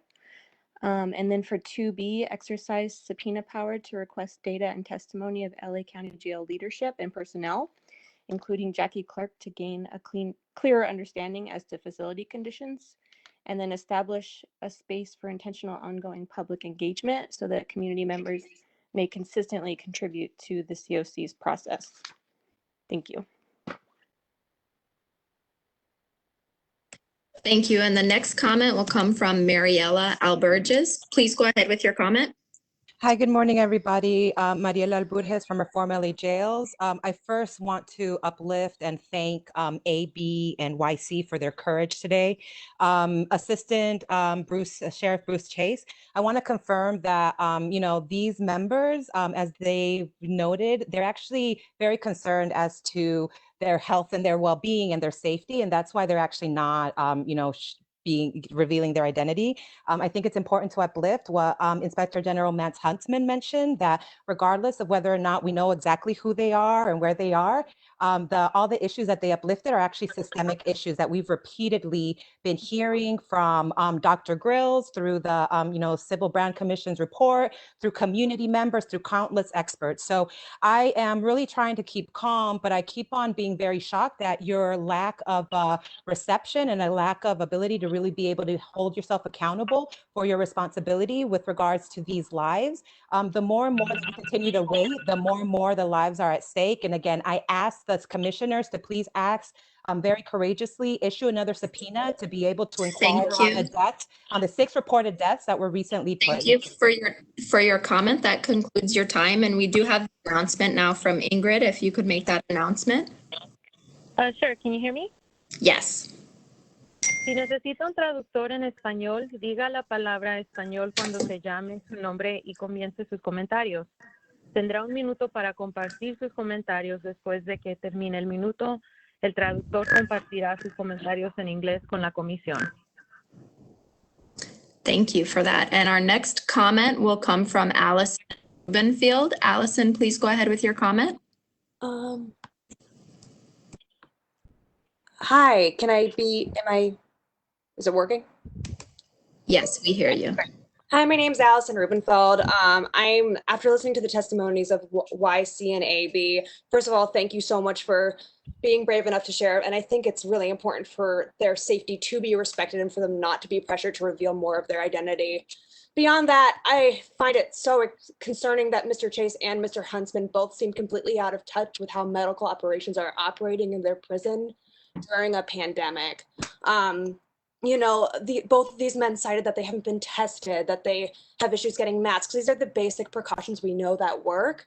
I also think it's strange to me that they didn't come armed with information about these 6 people who have died under their care.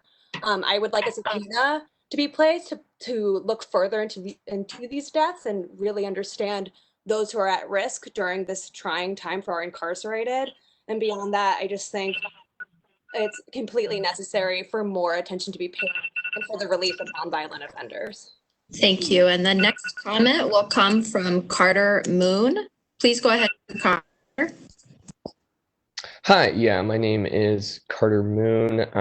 Thank you to the formerly incarcerated people who spoke today. I really appreciated hearing your firsthand experience, and I think it demonstrates very clearly that with LASD's stalled investigation behind the first reported death in LA County jails, we really need this commission to, again, exercise their subpoena power to access life-saving information that provides clarity to the demands that our communities have made as to the transmission and morbidity of COVID-19 within the jails. We need data transparency to protect lives within and outside of the jails in the county. A jail sentence should absolutely not be a death sentence. And with that, I yield my time. Thank you. And the next comment will come from Susan Anderson. Please go ahead, Susan.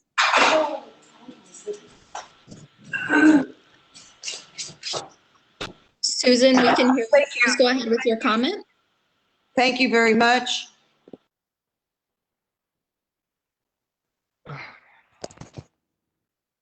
We see the same communities over and over again represented in the jails. Our marginalized communities, our disenfranchised communities, we have to protect them. I do not see enough of our institutions in our city protecting our marginalized people. And we should use zero bail and get the people out of jail. They are being exposed. They are not treated correctly. And so we do want to have that zero bail, get all those people out of jail. We know that there are a few people that might have to remain, but the majority must stay in jail. The majority must be released from jail. We see that there is a lack of protection, and we thank so much the 2 people that have come forward to let us know what's going on inside.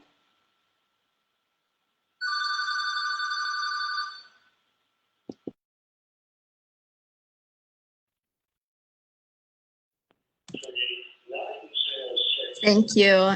And the next comment will come from Nicole Palesia. Nicole, please go ahead with your comment. Hi, can you hear me? Yes. Thank you. Yes, I want to echo what everybody else said and thank the former incarcerated persons for speaking out. What I want to talk about is what can be done about the disconnect of what should be done, like the deputy is talking about, and what's actually being implemented by the correctional officers. For example, YC talked about having his temperature taken, but then they retook it further away so that the reading would show a lower temperature. What masks should be given, but when the rubber meets the road, it's not happening. So I think we need to look really closely at the experiences and what the quote unquote policy is, because there's obviously they're not connecting. And I yield the rest of my time. Thank you. And the next comment will come from Ashley Brim. Please with your comments, Ashley. Can you hear me? Yes. Thank you. I again appreciate AB and YC for sharing today. I think that was really important, and I appreciate you bringing them in, and I hope you'll continue to hear from inmates and people who were recently decarcerated. And I also hope that you will initiate Measure Our feasibility study and recommend to commit investing funds to support the implementation of the ATI.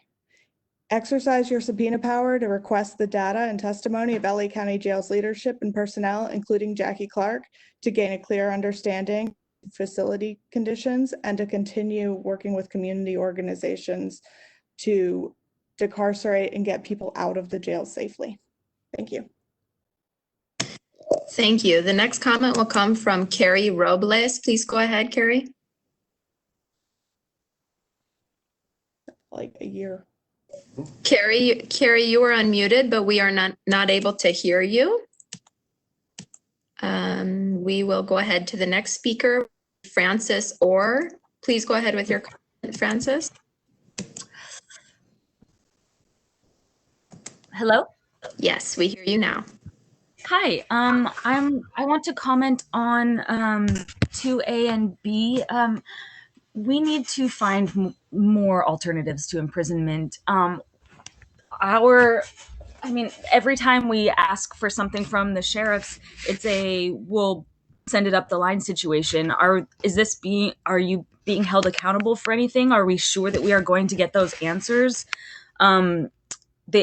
The people that are currently incarcerated have loving homes that they can come to and be taken care of. Like, this is a pandemic and we are hurting. We are sending them off to get sick, and I feel a little feel overwhelmed, but thank you for the Civilian Oversight Committee, and I hope we can start fighting for our community and start using my time. Thank you. The next comment will come from Audrey George. Please go ahead, Audrey. Will I have a separate chance to do public comment later? You're commenting on COVID-19 now, yes. Okay, thank you.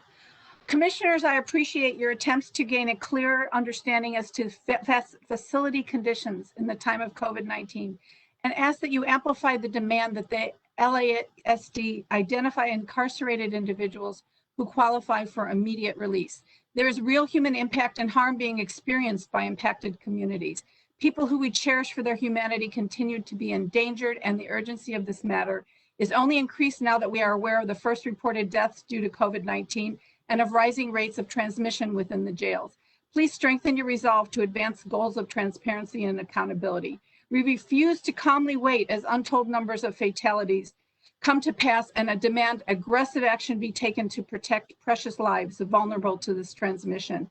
The jail sentence should not be a death sentence. I appreciate that you are prioritizing the space for testimony of recently released people. Thank you for that comment. That concludes your time. The next comment will come from Ellen Giese. Please go ahead with your comment, Ellen.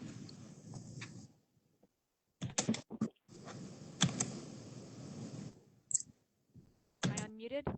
Ellen, you're unmuted now. Please go ahead with your comment. Thank you for this commission for doing. Can you please speak closer to the mic? I want to thank this commission for asking such probing questions and not allowing the sheriff's department to just hide behind, oh, we'll get back to you on that. I request that they continue to use their subpoena power to access this life-saving information. It is disheartening to hear that we are up to 6 deaths. A jail sentence should not be a death sentence. And these 6 people that have paid the ultimate price, now it is the sheriff's department's responsibility to ensure that that number does not go up from here. And I just want to thank the commission and ask them to continue keeping up the pressure on the LASD. And I want to thank AB and YC for their very powerful and moving testimony. Thank you. And the next comment will come from Laura Adery. Please go ahead, Laura. Hi, yes, thank you. I definitely want to echo other callers in thanking AB and YC for their bravery and for sharing this really important information about the truth of what's happening currently for incarcerated people. It's clear from other information that we heard today that there's really not a lot of transparency or accountability happening right now, and we really don't have the time to wait anymore on this. It's time now for action. Patience is exhausted. We need the commissioners to help us to uphold transparency and accountability by issuing subpoenas on documents and of testimony of key leadership and personnel in the jails on the true conditions, and to also identify incarcerated individuals who could qualify for immediate release. There's absolutely no reason to continue to wait idly by at the cost of other precious lives. We need more space for this public engagement to continue more consistently, for more accountability, and invest funds to support the implementation of ATI and initiate Measure R feasibility study. Thank you. Thank you. The next comment will be from Diana Hernandez. Please go ahead. Good morning. This is Diana Hernandez. In June, the Inspector General's office conducted a site visit at MCJ, dorm 5700. As we know, dorms do not meet CDC guidelines as it relates to COVID. Prior to the inspection, there were approximately 100 men in the dorm. After the inspection, 60 men were removed. However, today there are approximately 100 men in dorm 5700. There are inmates in dorm 5700 who are mentally ill, inmates suffering from withdrawals, AIDS and cancer, inmates with catheter and colostomy bags who need assistance to change their bags. There is no biohazard containers in the dorm to discard these used bags. Inmates have reached out to staff for assistance for these inmates to no avail. The inmates with urine and colostomy bags are reaching out to fellow inmates for assistance, placing them at risk. I would like to request that Correctional Health Services address these inmates with medical needs. Thank you. And the next comment will come from Gina Viola. Please go ahead. Hi, thank you. First, I'd like to give appreciation to our very brave, formerly incarcerated folks who testified this morning. Thank you so much. Secondly, it is like we've entered a time warp. We've gone from one extreme at the last meeting, hearing of only one death and a couple of hundred people quarantined, to this meeting with 6 deaths and 2,500 people quarantined. Mr. Chase, you said, where is it? I wrote it down. You said, we never imagined we would get here. We didn't envision we'd be here. We've been in this pandemic since March. We've been telling you we've been here. So where is the sheriff? In the midst of a pandemic, the sheriff should be here. And also you need to have somebody here from the Correctional Health Services Division if the sheriff can't fully answer the questions that are being asked here by this commission. So that needs to change for the next meeting as well, so that we can actually get some answers to the things that the people. Thank you. And the next comment will come from Gustavo Mendez. Please go ahead. Yes, good morning, everyone. I just want to echo what has been shared, that thank you for those inmates to share their story. It's highly appreciative. And also, as of late, it's been very difficult on my end to send money to a particular friend of mine who's in Men's Central Jail. The only option is to go in person to deposit money to him. And I'm really hoping that you guys push for other options now with this pandemic going on. And it's a joke that in the website, LASD, Alex Villanueva has the message about transparency, but lately, there's been no transparency in a lot of these issues. And I hope that the website can be updated with updates on, with the recent killing of the 19-year-old in Gardena, and the FBI investigation with that local gang in the East LA division. Yes, and that's it. Thank you. Thank you. The next comment will come from Sandra Soriano. Please go ahead with your comment, Sandra. Hi, can you hear me? Yes. Okay. I'm currently, actually, my son's currently at Men's Central Jail. He's been quarantined for the third time. He's been transferred from Wayside to Men's Central Jail. He has an eye infection right now, and he's not allowed to see a doctor, which is getting worse and concerning. AB and JC's statement confirms what my son has been telling me, and it's terrible as a parent to sit here and wonder what's going to happen with my son, if he's going to get the virus or he's going to die from it. This is horrible. This needs to stop. Time is running out, and meeting after meeting after meeting, and nothing's getting done. It has to be done now. I don't know what else to say. We need to save lives. We can't just sit on this and just wonder what step to take next. It has to get done now. That's all I have to say. And the next comment will be from Michelle Infante. Please go ahead.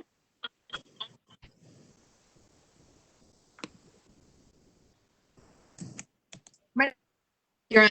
Dignity and Power Now.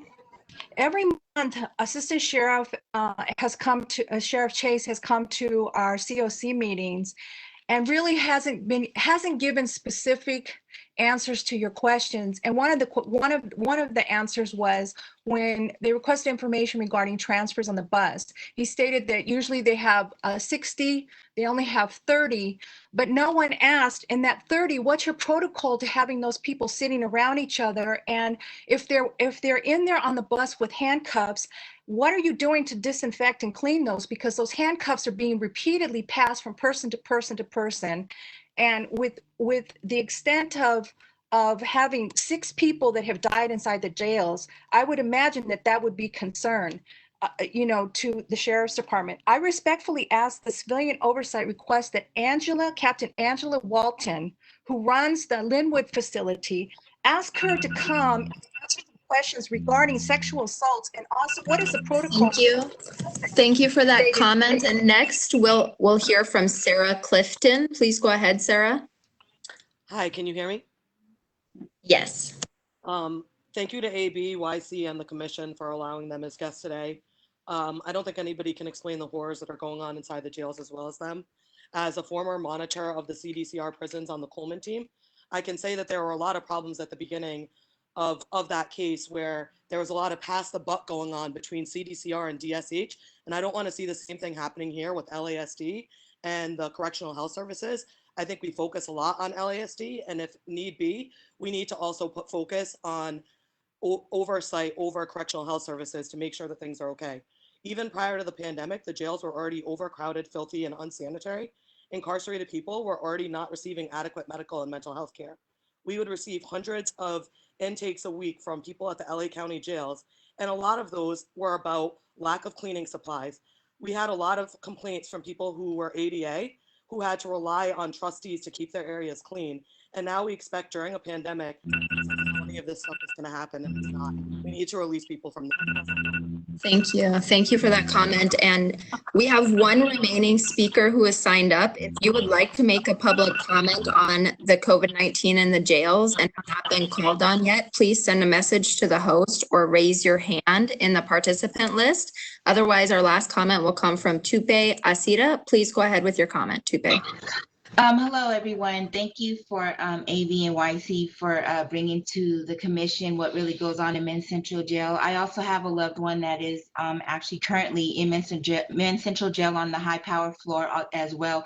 And he also confirmed also that the masks are being asked from the deputies. And it's really the responsibility of those that are running the floors that are on inside the jail that are, not meeting the requests of the inmates when they're asking for showers, cleaning supplies, clean clothes and masks. They pretty much just laugh at the inmates, and this is not right. And they get to go home to their families and take a shower and wash their hands freely, while the inmates are locked up in a one-man cell.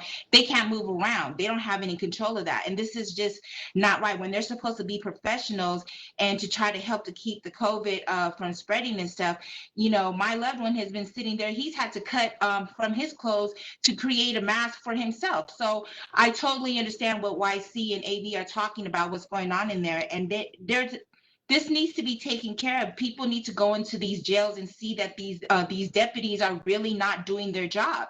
And so Thank you for that comment. And we do have 3 remaining public comments, and then we will conclude with this item. The next up is Christina Lear. Please go ahead, Christina.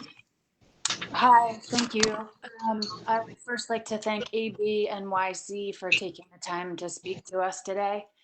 What I heard them share was that they weren't tested at any point, either on release or while they were inside, that they were released with no information about how to keep themselves or their communities safe. And this is a failure. The Sheriff's Department offers no information about the 6 people who have died, though Deputy Chase did mention that they all had underlying conditions. We've been asking for months at this point for people to be released in these conditions. To hear you say that you didn't expect to get here is a fail. It's also quite shocking for you to show up to this meeting knowing the questions that would be asked without the information ready to be shared with us. And I would like to ask the commission to use their subpoena power to ask for inquiry into those deaths. I hear a chilling, that's my 10 minutes, thank you. And the next comment will come from Ernest Moore. Please go ahead, Ernest. Yes, I'd like to say that if you are, or who's ever justifying releasing criminals on the streets to help this COVID situation, I say that the first people that should leave are the illegal aliens that are being held in Twin Towers. It shouldn't be there in the first place. There were actually COVID was brought over here by foreigners. I don't understand why that's not the first thing that you look at. The other thing is that you need to, again, assess the population there to see if they were framed up by the police, as I was when I was railroaded into Twin Towers. Also, the courts had something, the criminal courts had something, was responsible for that also. Those cases need to be reviewed. Also, I want funding for my law enforcement agency, Black American. And that concludes your time. The next comment will come from Jacqueline Venters. Please go ahead, Jacqueline. Jacqueline, you're unmuted. Please go ahead. Jacqueline, hello? Yes, we hear you, Jacqueline. Please go ahead with your comment. Yes, I was calling in regards to the California Men's Colony where my son Tanel Billups is housed. And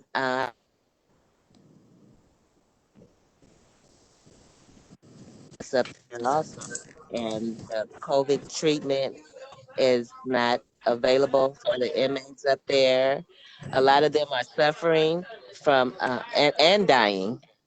And this is something that has been going on since March. And it's really sad that our loved ones are subjected to such mistreatment during this pandemic, on top of the other mistreatment from, you know, the agencies up there. Janelle has been denied medical treatment, and right now he's still being denied medical treatment. I think they need to overlook this whole prison policy, how our loved ones are being treated up there. And this is And that concludes your time. The next comment, and this will be the final comment from Greg Allen Suska. Please, Greg. Hi, thank you for listening to me. My real concern is that we first reported 170 positives with 0 deaths. Now we've got 5. We did go to 1, but I question the 4. Your overreaction has caused 3,700 people to be quarantined. Your overreaction is hurting the population of the jail system by how many deaths? Well, I think you ought to do an environmental impact on that to find out how many are really dying. Oversight. COVID is not an oversight process. Please reevaluate what your first concerns were, where you wanted to subpoena people to do things. This COVID is a non-issue. That's what my allied health degree tells me. And all your overreaction about it is a tragedy to the jail population. And releasing 4,300 prisoners on our streets is an outrage to the safety, and you guys spit on your oath of safety that you took to this public when you do that. I want you all to think about what you're doing. And your public comment, Patty Gibbons never found a Thank you, meeting and that yet does would conclude your allow 3 comment. minutes. Patty, that concludes all of our public comments for this item. Made your comments. I would like to make a comment. There's an article in the paper today of what's going on due to COVID in the prisons around the state and what a crisis that is. I also read a very interesting article in the New Yorker, which I recommend. And it talked about how during the Middle Ages, during the bubonic plague, Europe was devastated. We kind of all know a little bit about that history. But what happened was, because of that health crisis, which had also huge economic impacts, change happened. And what followed, excuse me one sec, I need water.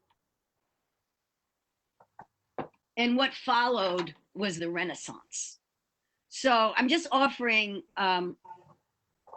that thought, because I think what we're hearing is not only and I'm not saying it's not hard, it's very hard. It's very hard to handle this whole situation when you're not incarcerated and when you don't have the responsibility to take care of those incarcerated folks.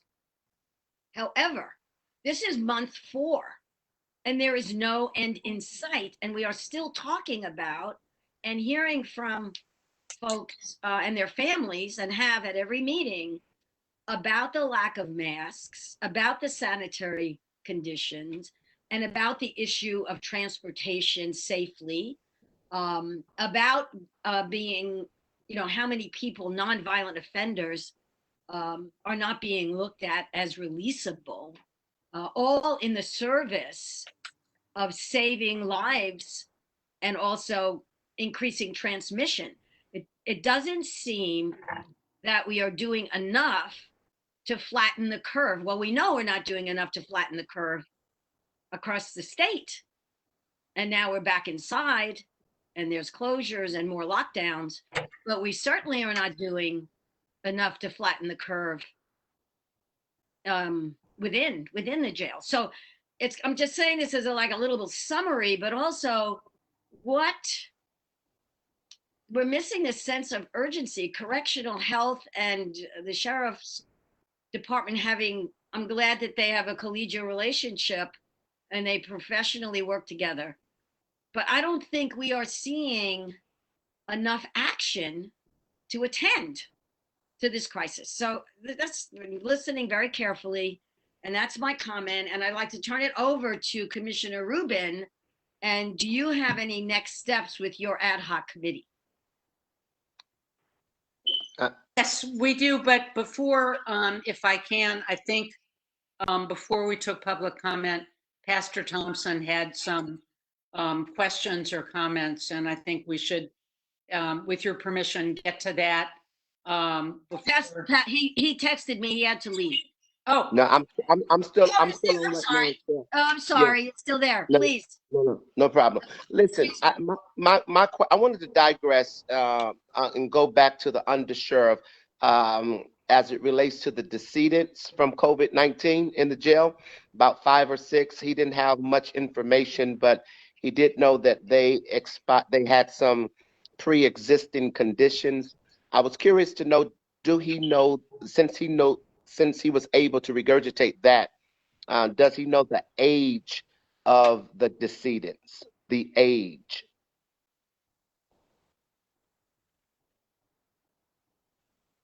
Under Sheriff Chase. You're muted. Sorry, I was muted. Yeah, we do have that information available. I'm going to have to check with County Council and see what information we can release. Again, and to be fair, I was provided with two questions. I'm happy to try and answer what I can, but I don't mean to be, you know, less than helpful with some of the information.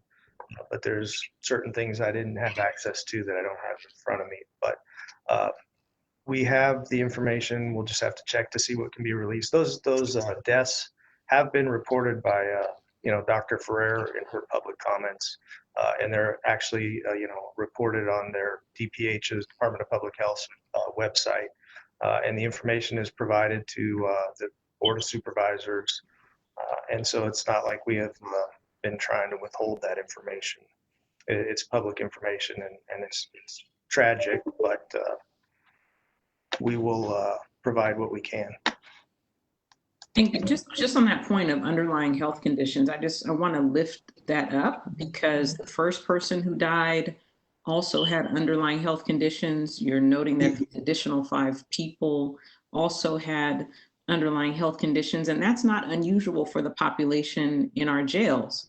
Most people who are inside have some kind of underlying health condition, which is why there is an urgency here to correct the problems around testing, hygiene, masks, social distancing, and most importantly, the population is too big to safely house under normal conditions, but especially in a pandemic. And it seems to me that the Sheriff's Department, the district attorney, has simply stated that they're not going to go any further in terms of population reviews, and I think that that's unwise, immoral, and dangerous. And so the issue about the profile of folks who are inside is real, and if we don't take decisive, swift action, the next time you come here, we will likely have more people who have died, avoidable deaths, and that's on all of us. And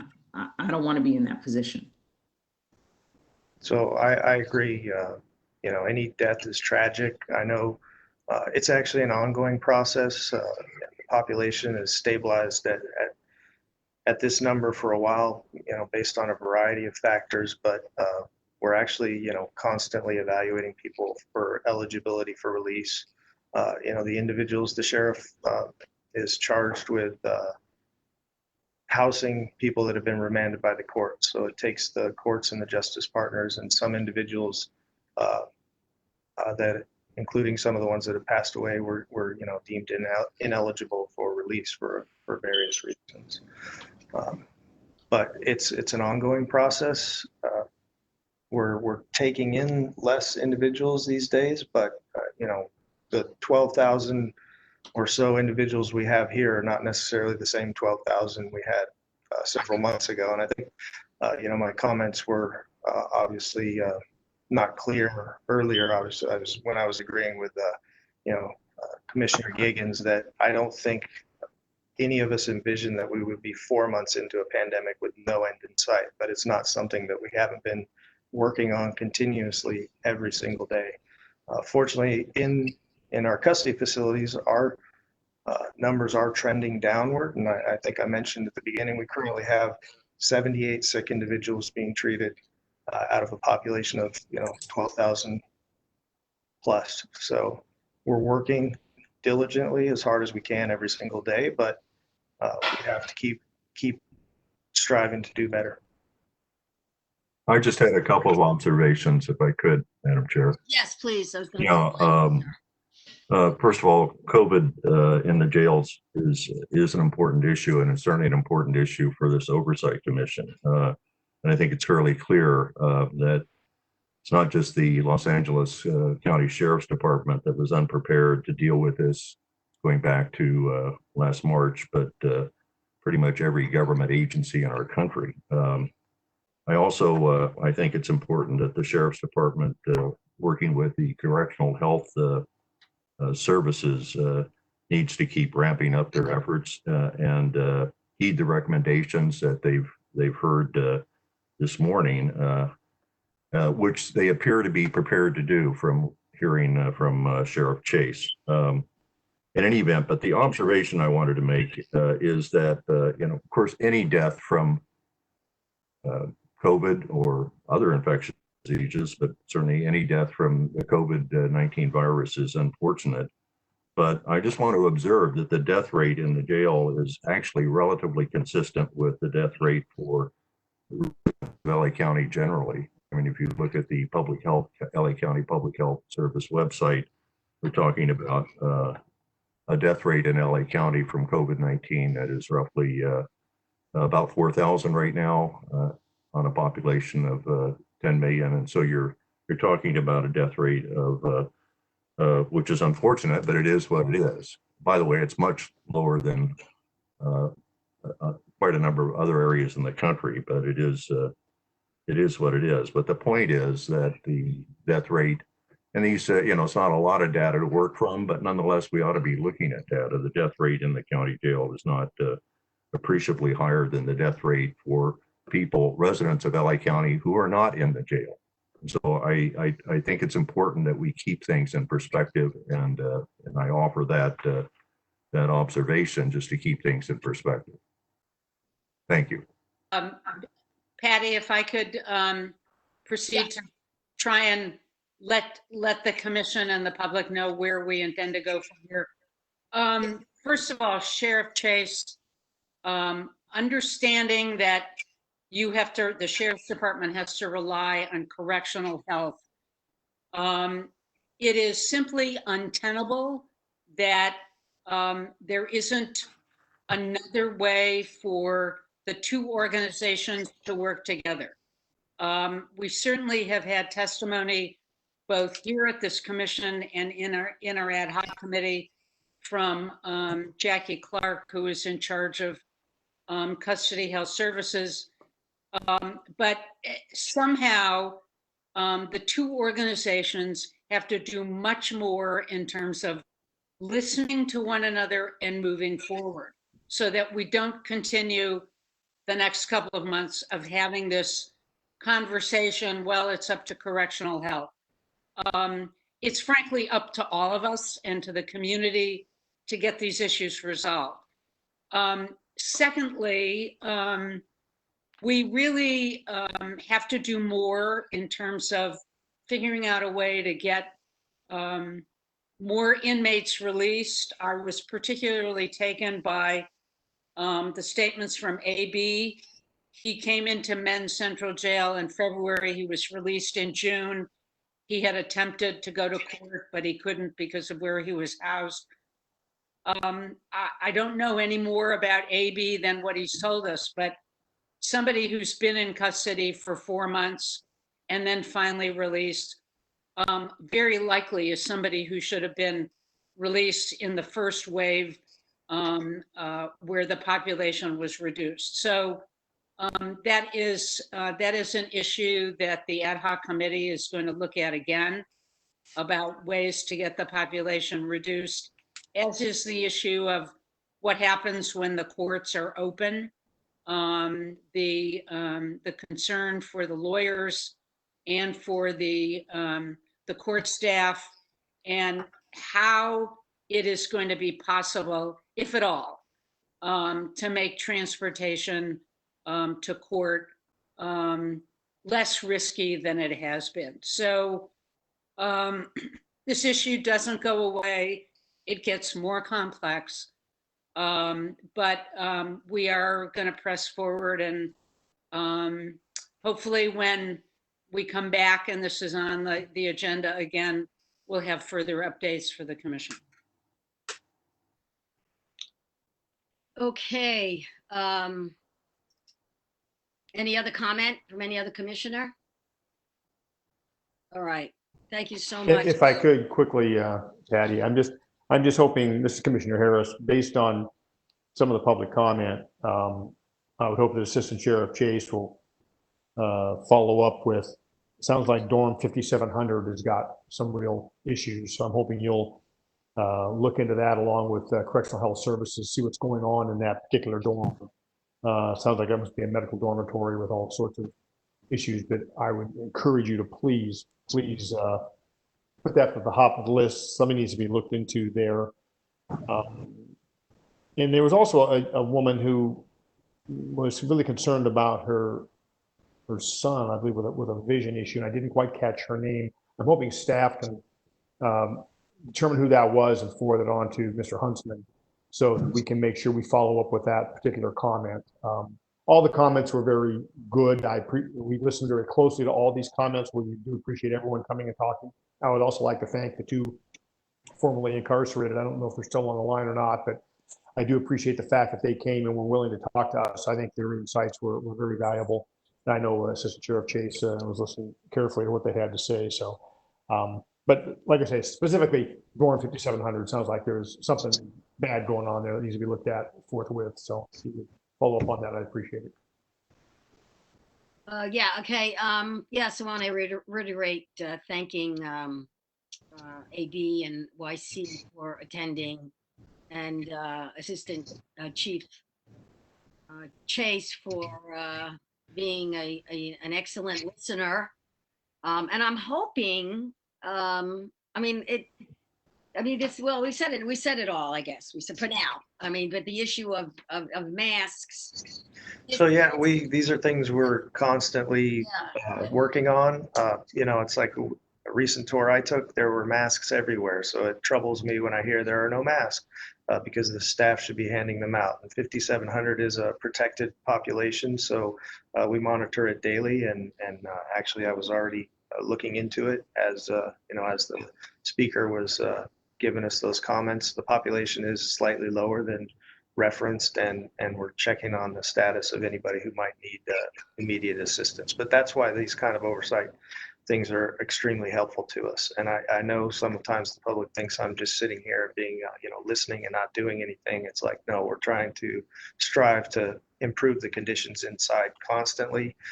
That's why it's hard for some of us to hear. We've got a lot of department members listening and trying to act on these things. And the fact is, and Judge Bonner, to give us a little credit, is appreciated because we're working 24 hours a day, 7 days a week for the last 4 months, actually over 4 months now. And so just because it seems like we still have issues, it's a constant struggle. We've released over 22,000 people in the last 4 months, but we've also brought new people in. So that's why it's an ongoing process, and anything we can do with the justice partners and with the community partners to try and find alternatives to incarceration, we support wholeheartedly, and we're working with the Office of Diversion and Reentry and other groups to try and ramp up that process. So I just appreciate the opportunity to be able to come here and speak, and I'd like just to also acknowledge the hard work that we're conducting daily with Correctional Health Services to try and keep the people that we have with us safe. And I think by our positive, our rate of actual individuals who are sick right now is lower than it's been for a while. And I think that speaks to a lot of the efforts we're undertaking. And so, I'm sorry to hear about AB and YC's, experience, and hopefully we can improve for those that are still with us and try and get more out. Thank you, Assistant Sheriff Chase. And I'm hoping that we can, because we've got another 4 months ahead of us, or 6 months until we have a vaccine. That's obviously the concern. So appreciate all that you are doing, all that everyone in the department is doing, and clearly we all have to do more. So thank you, everyone. Let's see, I think are we taking a break now, Mr. Williams? Yeah, I think it will probably be prudent to take a break now, for sure. Right. So everyone, thank you. Let's take we have a 15-minute break here. I almost don't want to let you go for that long because we're obviously behind again, but how about a 10-minute break? Is that good? 10-minute break. Thank you. Good. Back in 10 minutes.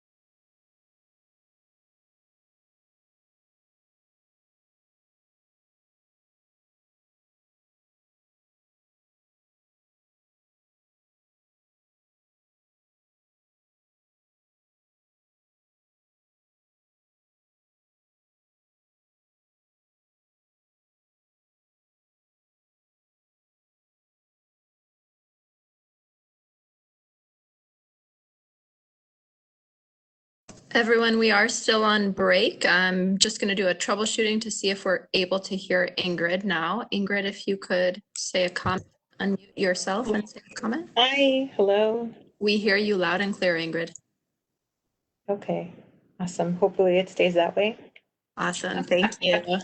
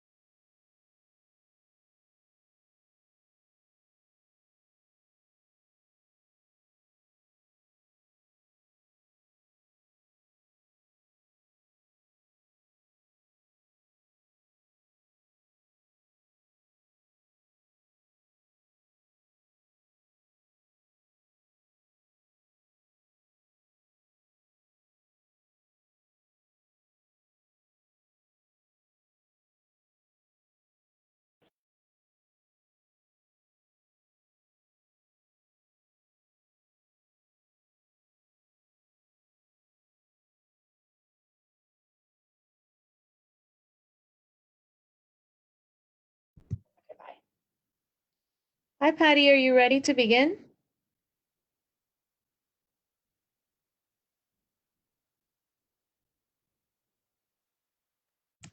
Oh, we had you muted, Patty. We didn't hear what you said. It has been 10 minutes, but I see a lot of cameras are still off. So Right, let's wait for the commissioners to return. We'll wait another, they'll be here in a minute or two.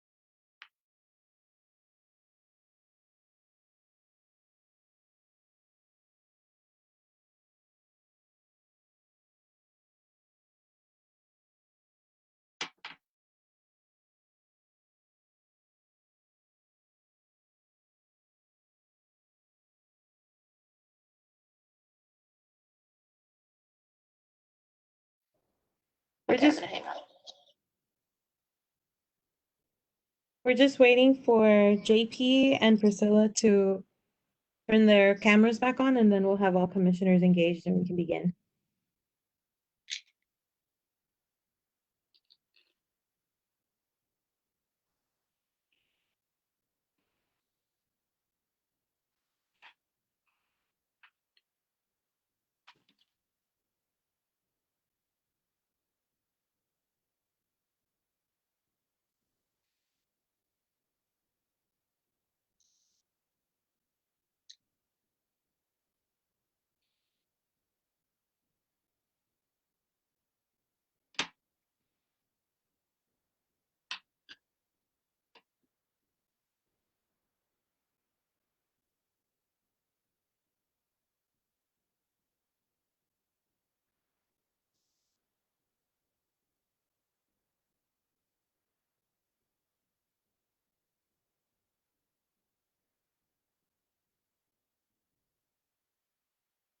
Okay, it looks like we have all the commissioners back on. Patty, if you want to begin.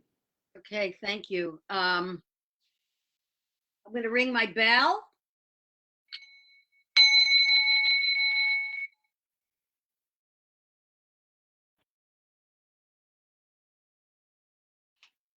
We're back. So let's move to agenda item 2A regarding the Sheriff's Department's MET program and the situation with funding for MET. As you know, MET is a significant program aimed at de-escalating violent confrontations between law enforcement and persons with mental illness, and it is a collaborative project between specially trained deputies and also clinicians from the Department of Mental Health. This body has, from the inception of us convening, had looked into that high rate of harm and injury and death in those confrontations with people who are having mental health breakdowns of some kind, or whether it's also from drugs and those very kind of serious situations with a lot of confusion surrounding them. And since Met has been increased through our advocacy. There have been no fatal confrontations with Met coming on the scene, the clinician and the specially trained deputies. And in terms of some information I got recently, in the entire year of 2019, Met was able to arrive in time to positively impact 64% of all LASD patrol calls involving the seriously mentally ill. And they've actually reduced, they've been making progress on reducing the time countywide. If you remember, part of what we were looking at, that there were so few units to cover the huge geography of LA County. And so they've been able to now reduce the arrival time for emergencies from an average of 19 to 20 minutes to 10 minutes. And that had to do with the added Met units deployed from 13 offices countywide. So Met continues to make a significant difference. And when we talk about de-escalation, when we talk about less use of force, this is the, for right now, this is one of the answers. And I know we're talking a lot, and there's a lot of reimagining law enforcement and how can we have law enforcement not be involved in every aspect of human contact. But I think that the COC, in its support of Met all along, has been very wise to see that right now, while we figure out how to do more community-based and other alternatives to law enforcement to reduce the risk of harm and killings, Met, it seems to be what's working. So they, of course, we're in tough economic times. There's lots of cutbacks, and right now, Met is on the list of for some from cutbacks. And what I would like to see is a letter that we write to the board and to the sheriff, reiterating our support for Met to stay whole through this next iteration, while all the conversations and the reimagining and what can come next. But right now, the collaboration, when the specially trained deputies arrive at the scene and they can help, they make the scene safe for the social workers and the clinicians to do their magic, and they have that support. And in our research and in talking to the clinicians, that still is the case, that they feel that it's necessary for locations to be assessed, even though sometimes they arrive together and they communicate about these situations very well. I think that it behooves us to remind the board that Met is an important de-escalating, harm reducing, very helpful program. So yeah, so that's what I'd like us to discuss for a few minutes, how we can support the continuation of Met, to keep Met whole at this point. There have been, I'll just let you know that there have been 1,182 incidents in 2018 and 2019, where it were not for Met personnel arriving on the scene to de-escalate the situation with the patient and the person in crisis, that there could have been injury and lethality. That's 1,182 incidences where de-escalation with skillful means works. Could I comment, Madam Chair? Yes. Yeah. First of all, you're absolutely right. I mean, nationally, before we even made our recommendations for essentially the expansion of Met teams, nationally, about a third of all of the deaths that result from the use of lethal force by police nationally, about a third are essentially involved encounters with mentally ill, seriously mentally ill people. And I know some of these include suicide by cop, but some of them are just mentally ill people that are not able to comply with commands to drop a weapon if they have one in their hand and the like. And as you say, MET works. These MET teams are instrumental in not only de-escalating but saving lives of people that would otherwise, unfortunately, be killed by a police officer. And these are justifiable situations in the sense that they could be justified at least under current constitutional law with respect to use of lethal force. So let me add one other thing, and that is, what I'm troubled by is, well, certainly, if nothing else, what we want to do is to make sure the recommendations of the Civilian Oversight Commission, and our recommendations were to have 60 MET teams. And if I understand it correctly, maybe we want to get a data point on this, but if I understand it correctly, the Sheriff's Department, while it has increased the number of MET teams, they're still not up to the 60 we've recommended.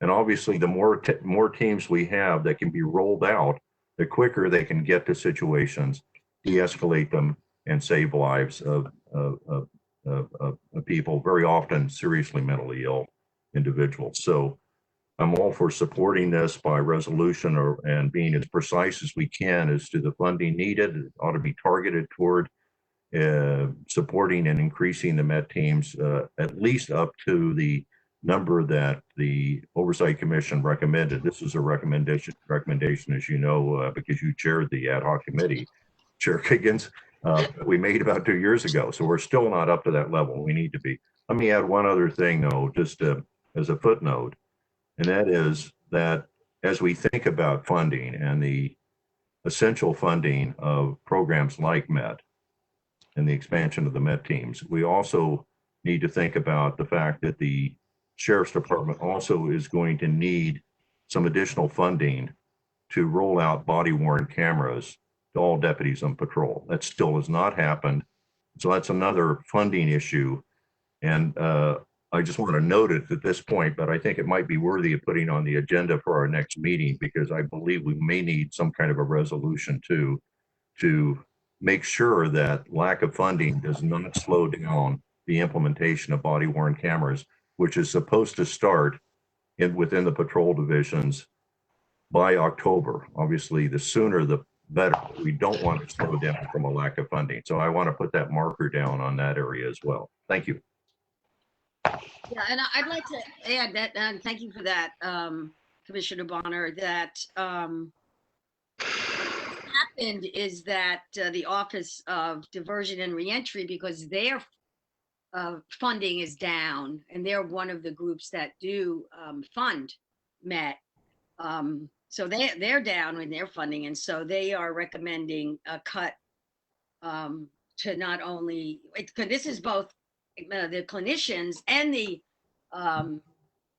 sheriff's folks. Yeah, so this is both. It's not just about the sheriff's department's people. It's about the Department of Mental Health's clinicians also. And the recommended cut by ODR is 1 lieutenant, a sergeant, and 4 deputy sheriffs from LASD, and a mental health clinical supervisor, 2 psychiatric social workers, and 2 intermediate clerks are recommended, that they feel like that's what, because they have to make cuts. So of course it's always challenging in the climate that we're in, but I think that this is such an important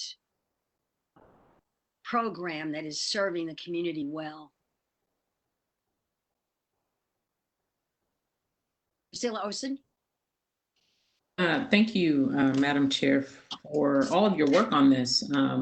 Since the commission started, you and other members of the commission have really led the charge on the MET teams.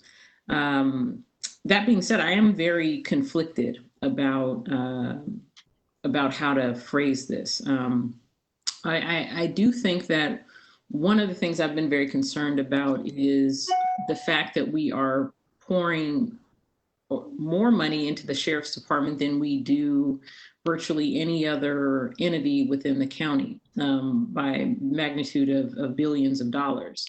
I would prefer that any funding directed toward interventions around folks who are experiencing acute mental health crises be directed to the Department of Mental Health exclusively. When we had the director of DMH come and speak to us, I asked about their crisis line and its funding levels, and their capacity to respond to emergencies in the community. And he said it was virtually non-existent, that they did not have the ability to respond to calls from folks in the community. And so instead, the only option that people have is to call 911, which is not the agency, even with a MET team, that should be responding to what is a mental health health emergency. So I think if the commission has a mind to write a letter around emergency responsiveness to people experiencing a mental health crisis, I think we need to also say that funding should be directed toward the Department of Mental Health to create their own emergency response teams that can be dispatched instead of the sheriff, instead of LAPD, who are frankly not equipped to manage these kinds of situations. And I appreciate the 1,182 incidents that were successfully de-escalated. And I agree with Commissioner Bonner that folks with mental health issues, particularly serious mental health issues, are disproportionately affected by police violence and police use of deadly force. And certainly that is a big concern. But my concern is that if we keep pouring money into the sheriff's department or LAPD as the first responder to mental health issues, then law enforcement will continue to be the primary responder in these instances. And I don't think that that's a model that you, Chair Giggins, would want to embrace, or many of us on the commission. So again, I'm very conflicted. I don't think that the sheriff should be the first responder, and I don't think we should continue to pour money into the sheriff to respond to mental health issues. Okay, Commissioner Kennedy, please. And Commissioner Kennedy is, and I want to say Commissioner Kennedy and Commissioner Harris have been on the ad hoc committee from the beginning. We can't hear you. Mute. Thank you. I'm so sorry. Thank you for the opportunity to speak on this issue. My comment is that this is not an either or scenario. This is a both and situation. We should support high quality community-based mental health treatment and ways of addressing issues. And we should strongly support fully funding MET, not compromise funding of MET. Patty and JP, we all know that 60 MET teams was woefully insufficient.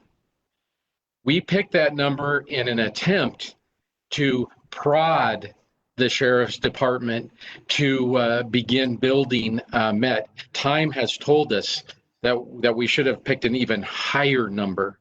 And it's just, I'm just crestfallen to hear that the MET unit is being treated like just another part of the sheriff's office that must submit to cuts or even worse.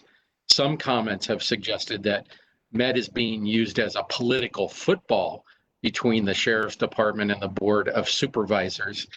We all have a responsibility on this commission to do whatever we possibly can to reduce the number of fatal police shootings of people with mental illness in crisis. And I think it cannot be disputed that MET has done that and will do that.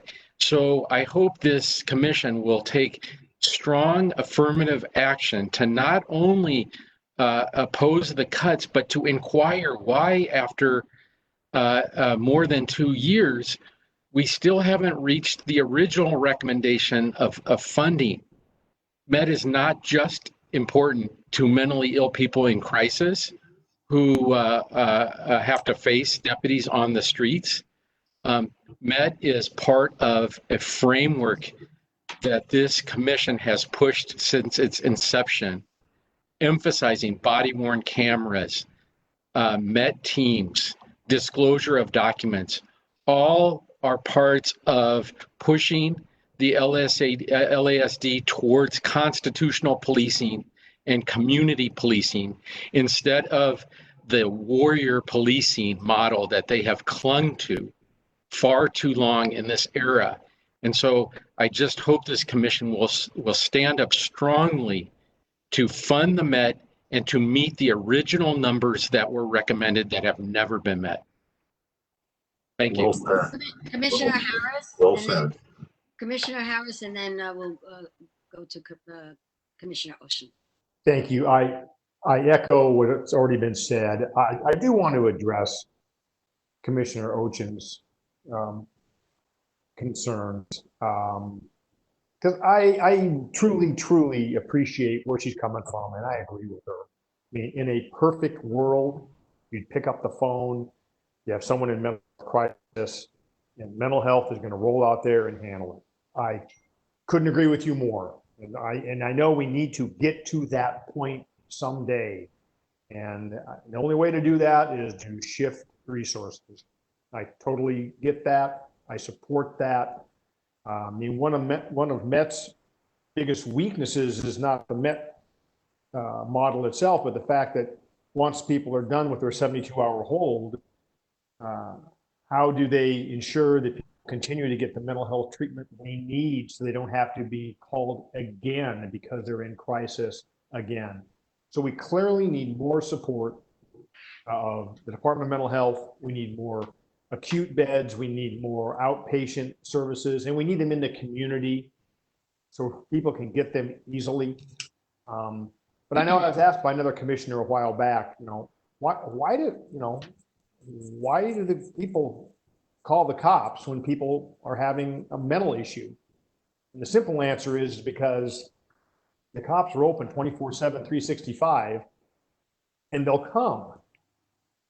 And as flawed as their response may be from time to time, and we have to admit that we don't always act perfectly and appropriately, I think the MET teams are an excellent example of things done right. And I agree with Commissioner Kennedy. I mean, 60 was not the top. It was just barely getting us into the ball game. Frankly, there are numbers now to support 80 MET teams, and they save lives. They are not the end all be all, though, to mental health. So I truly appreciate Commissioner Ochen's views, and I share them in large measure. But now is not the time to be cutting back on MET. Like I say, in a perfect world, you pick up the phone and a mental health clinician could roll out there all by themselves. But I think Commissioner Giggins makes a valid point. So many of these situations, you do need law enforcement there just to ensure everyone's safety so then the clinician can do their job. I know they have expressed many times that, they would be reluctant to handle some of these things on their own. But I think right now where we are, I think we need to write a letter and make it very clear to the Board of Supervisors our strong support for this. I agree with Mr. Bonner or Commissioner Bonner.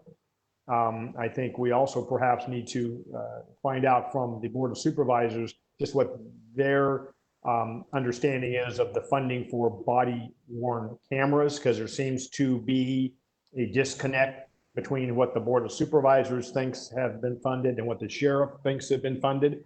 So we need to get to the bottom of that. But on this particular topic of that, I just think we really need to support MET in as big a way as we possibly can. Commissioner Ocean. It's very difficult for me to say this, but I will be voting to abstain on the letter. Here's the reason why. We are in a critical moment where we're being asked to reimagine public safety and to invest in ways that create that perfect world that you were talking about, JP. If we continue to pour money into the sheriff's department as the primary response mechanism for social problems, then we will continue to underfund the Department of Public Health. We will continue to underfund the Department of Mental Health.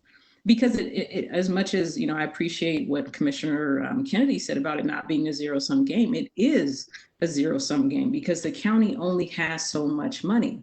I would prefer the commission to argue for diverting those funds to the Department of Mental Health so that they can develop rapid response mental health teams. Now, if they choose to incorporate some aspects of security to ensure the safety of clinicians, I think that's their call based on the judgment of their clinicians. But I don't think, as we're thinking about how we imagine justice in our community, that we can justify asking for millions of dollars to go into the sheriff's department when we know that frankly the sheriff's department has mismanaged it in many instances and has been very harmful to the very communities that we're asking them to come in and be first responders around critical mental health issues.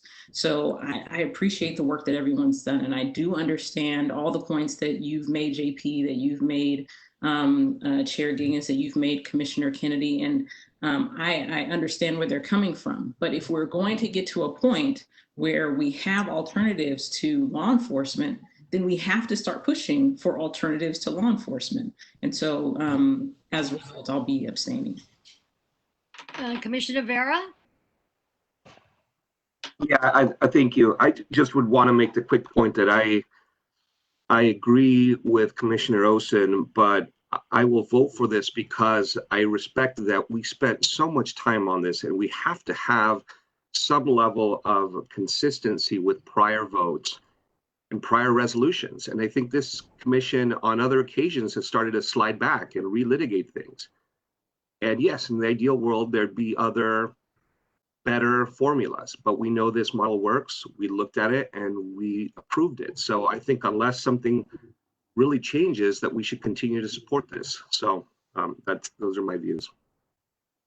And Mr. Huntsman?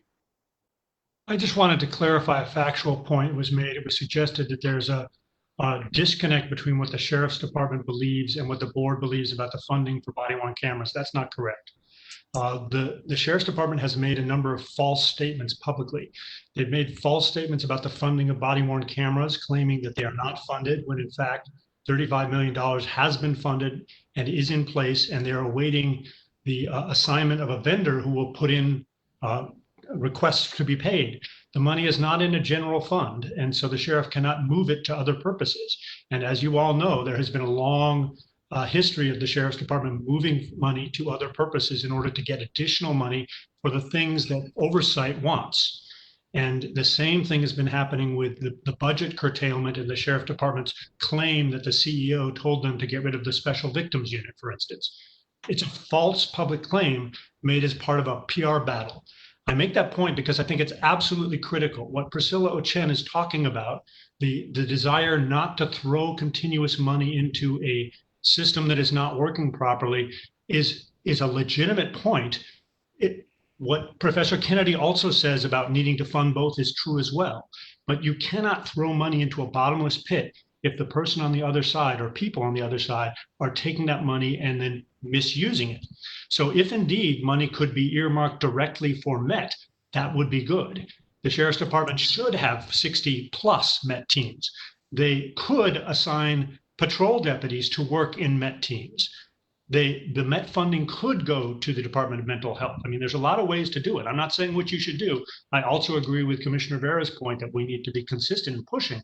But I want you to understand that the PR machine that is working at the Sheriff's Department is putting out information which is not accurate. The reason is because of this huge budget crisis we're in, but that inaccurate information drives a public cry for defunding because people get frustrated that they cannot control how police behave.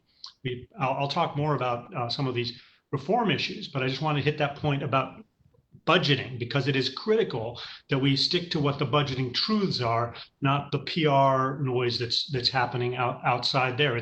It's frustrating enough that there is false PR, but we can't allow it to affect the decision making that happens here. So I apologize for breaking in, but I just wanted to make that point. Okay.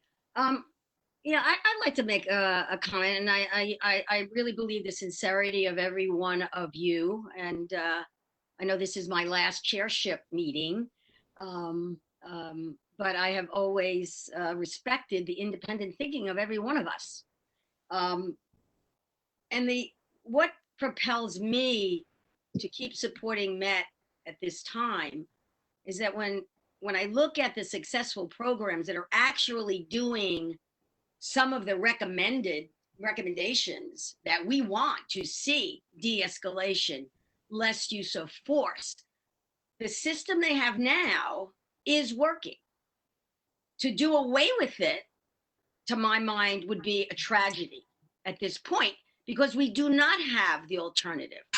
However, to maintain it as whole and work with this very good program, which is collaboration, and help them. And I know I will always continue to try to help figure out how can we have less of people showing up with guns when you don't need them to, and more other alternatives. Absolutely, I'm committed to that 1000%.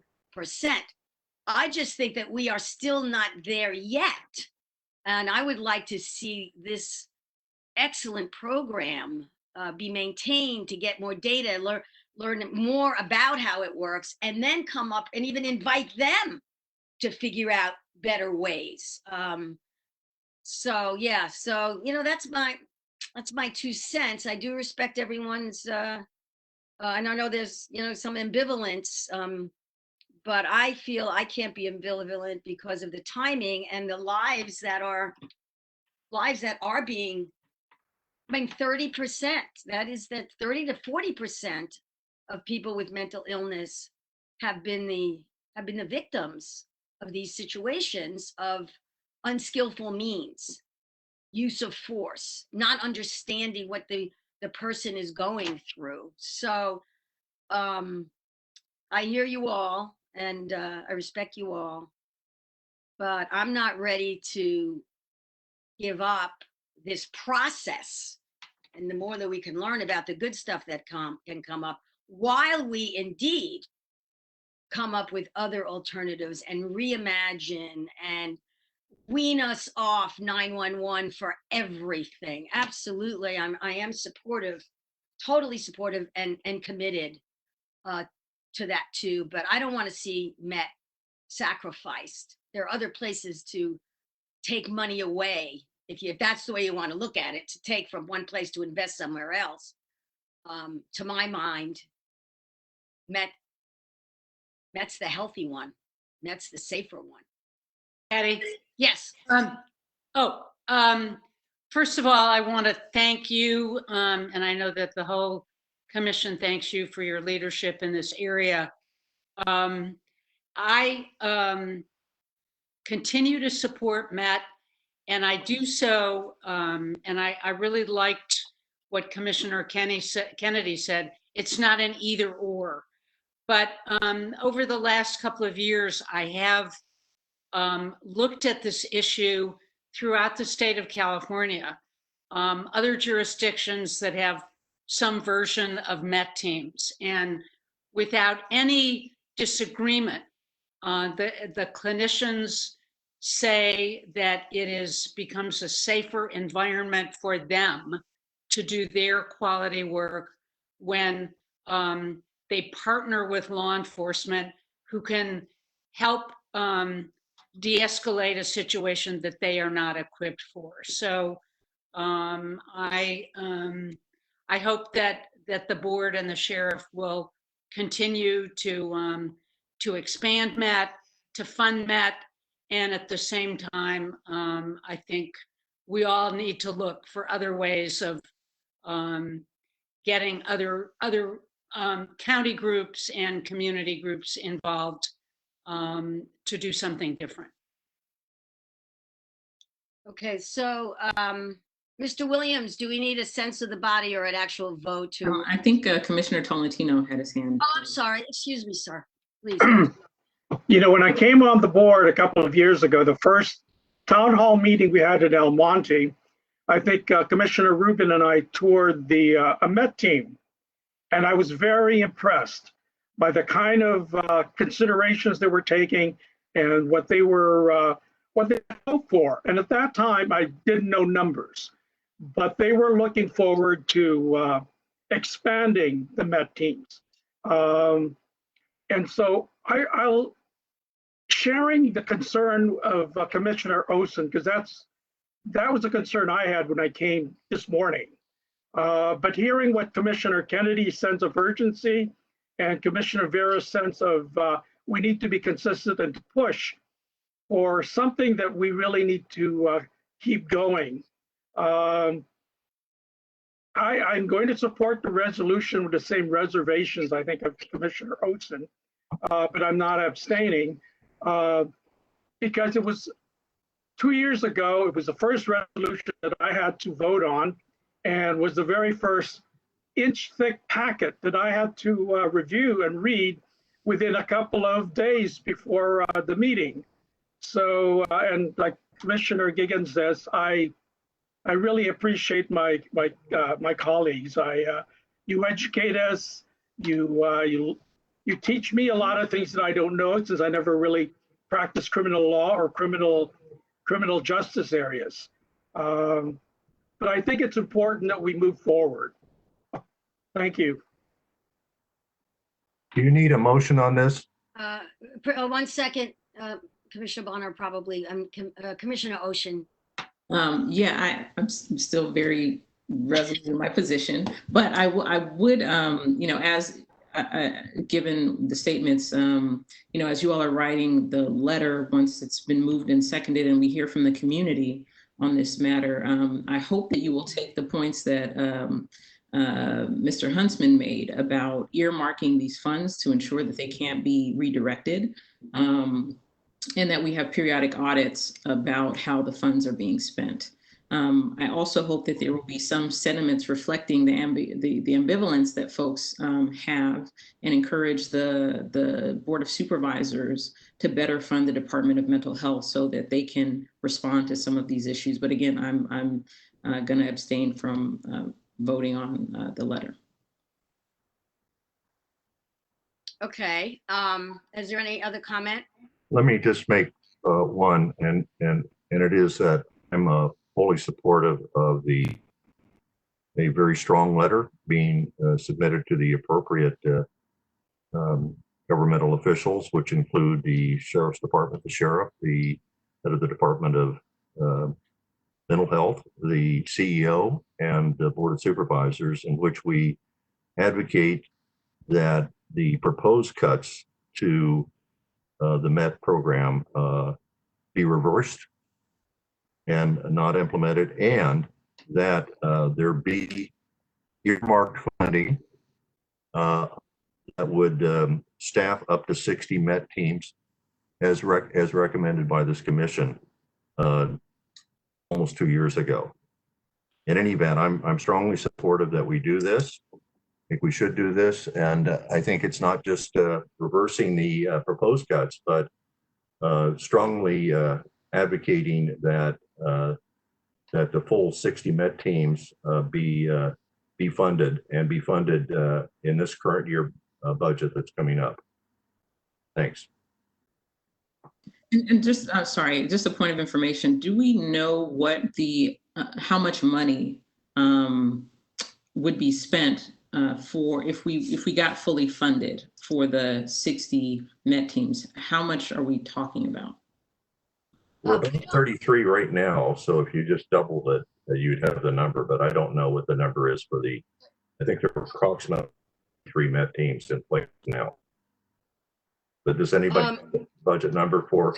By the way, the budget breaks down too. It's not just the sheriff's budget. It's the Department of Mental Health. It's both budgets. Exactly. Okay, well, now this has gone in a direction that I'm now feeling some ambivalence, because I'm looking at the real world of where we are right now in this pandemic and economic crisis. And yes, it would be great if we can increase MET. Right now, I want us to keep it whole. I think it's so important to keep it whole while all these other moving parts, brilliant people, ideas are being developed so that we can actually look at alternatives and or combinations or learn from what works with MET and how that can be translated into more mental health, social issue people or community groups. I think there's such an opportunity. So I feel like right now to say, let's go do 60 when we could barely keep them whole is unrealistic from a budget perspective, and also from a community perspective who wants to look at alternatives to 911 being called for everything, which I totally adhere to and respect. So as much as I'm sure we should go to the whole end of it right now when we're trying to maintain and continue develop this concept, because the concept is really, it's the concept we want. It could take different features and different characteristics, but this is a concept that's working. Safety for clinicians to come, that's what's working now. And that might get reinvented in some way. So that's now I'm feeling ambivalent about having a resolution that says, let's go for the whole thing when we'll be laughed at by the budget makers, if I might say. Plus, I think this is the time for support for MET and creativity with MET and the clinicians about what can work. So that's my 2 cents on that. Patty, Yes. I would be proud to be laughed at for standing up for our original recommendation. And, Priscilla makes a lot of good points. In the end, I believe that we're going to need all of the support systems out there for mentally ill people in crisis. We lowballed this number in the beginning. We should not backtrack on 60 teams at all. And the reason I say it all is because as we sit here today, I'm sure there's going to be the next fatal police shooting. So many of those shootings involve people who are mentally ill, are struggling with mental illness, and their families are calling by default.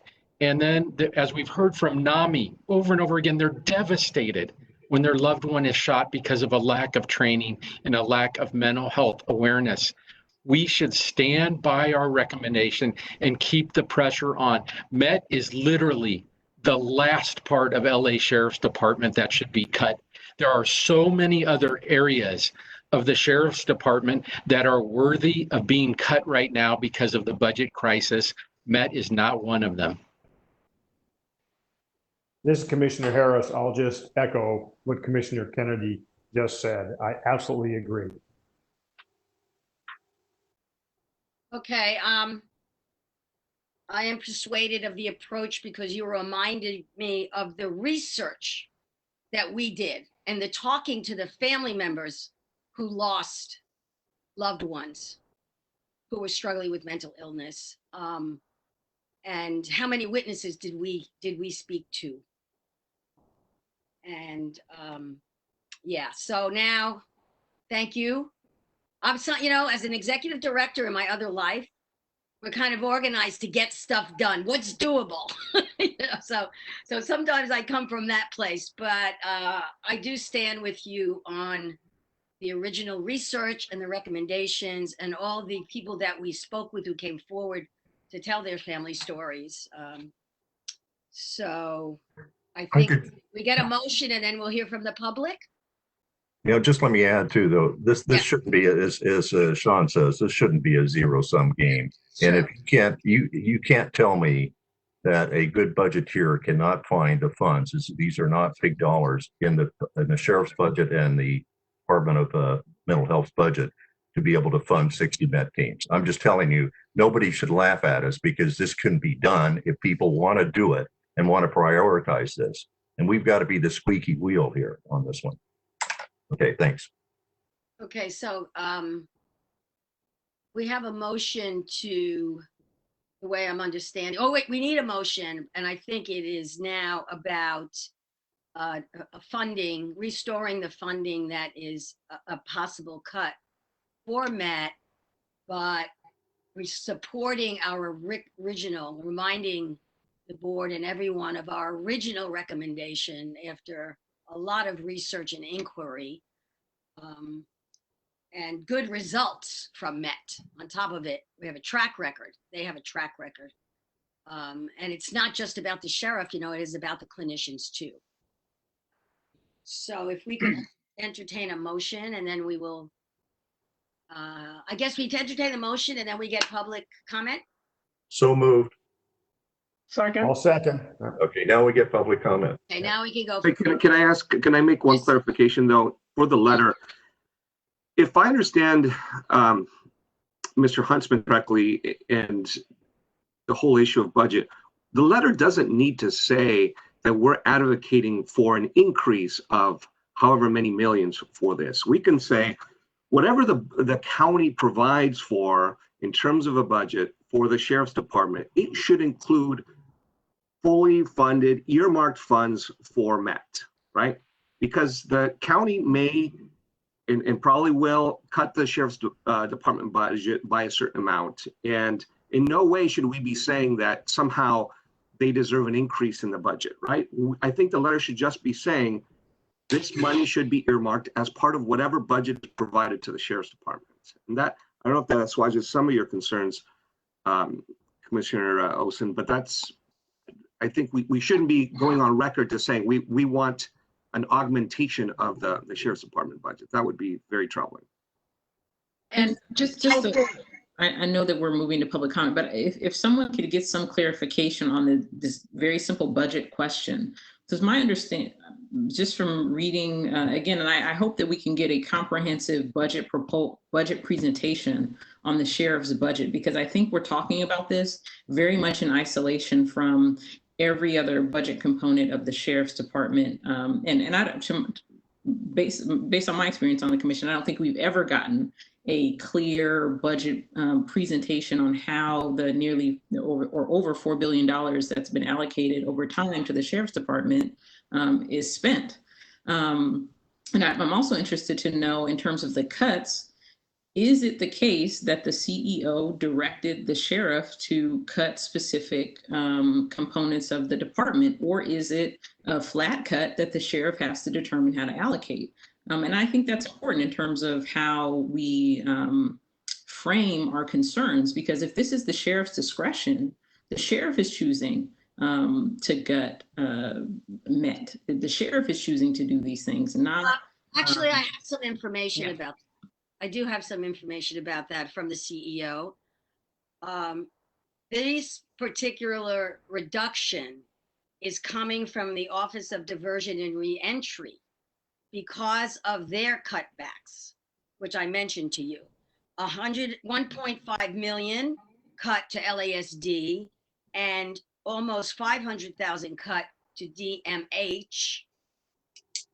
And that is because, and that is recommended, this was recommended from ODR, which is being considered through the CEO's budget. I do not believe that this particular element is coming directly from the sheriff. I don't know about others, but I know that we did get that information from the CEO's office.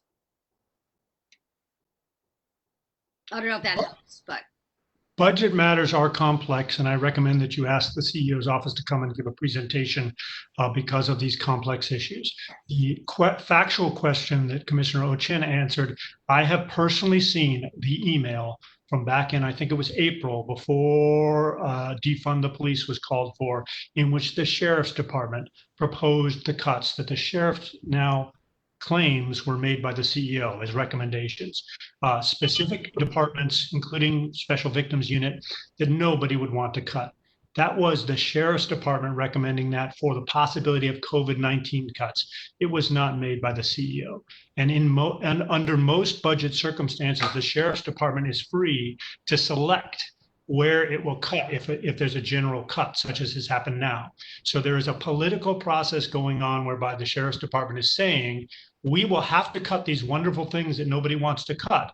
And therefore, if you cut us, this is what will go first. I don't know what will happen if indeed that budget cut that has been proposed because of COVID-19 follows through. I think it's highly unlikely that the sheriff will go forward in the same way that it's unlikely that LASD would go ahead and close the Alhambra station, which they claimed they were going to close and then they backed off. That's one fundamental reality of the budgeting process and should be addressed in your letter. But the question about MET teams and the assignment of it, because it is a new program that is being funded, is one that I think you should probably get some good advice, and not advice is not the right word, but good explanation from CEO for that process so that you can make an intelligent decision about how to push effectively for the appropriate allocation of money. It's a little more complex, but there are 10,000 armed sheriff's deputies, and the idea that you could have 30 of them assigned to work on MET, could the sheriff do that tomorrow if that was his desire? Yes. But budgeting is more complex than that. And just in case anyone's confused, we don't police Alhambra, you meant Altadena. Excuse me, I misspoke. That's okay. Didn't want someone to get confused there. Thank you. Okay, now, we had a motion and a second. We're going to go to public comment.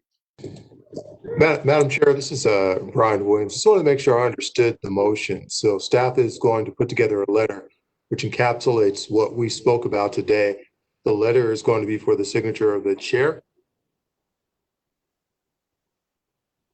Yes. Yes, okay.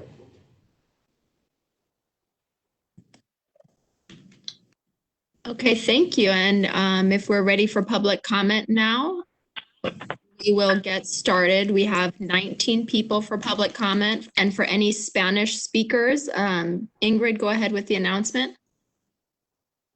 Si necesita un traductor en español, diga la palabra español cuando se llame su nombre y después comience sus comentarios.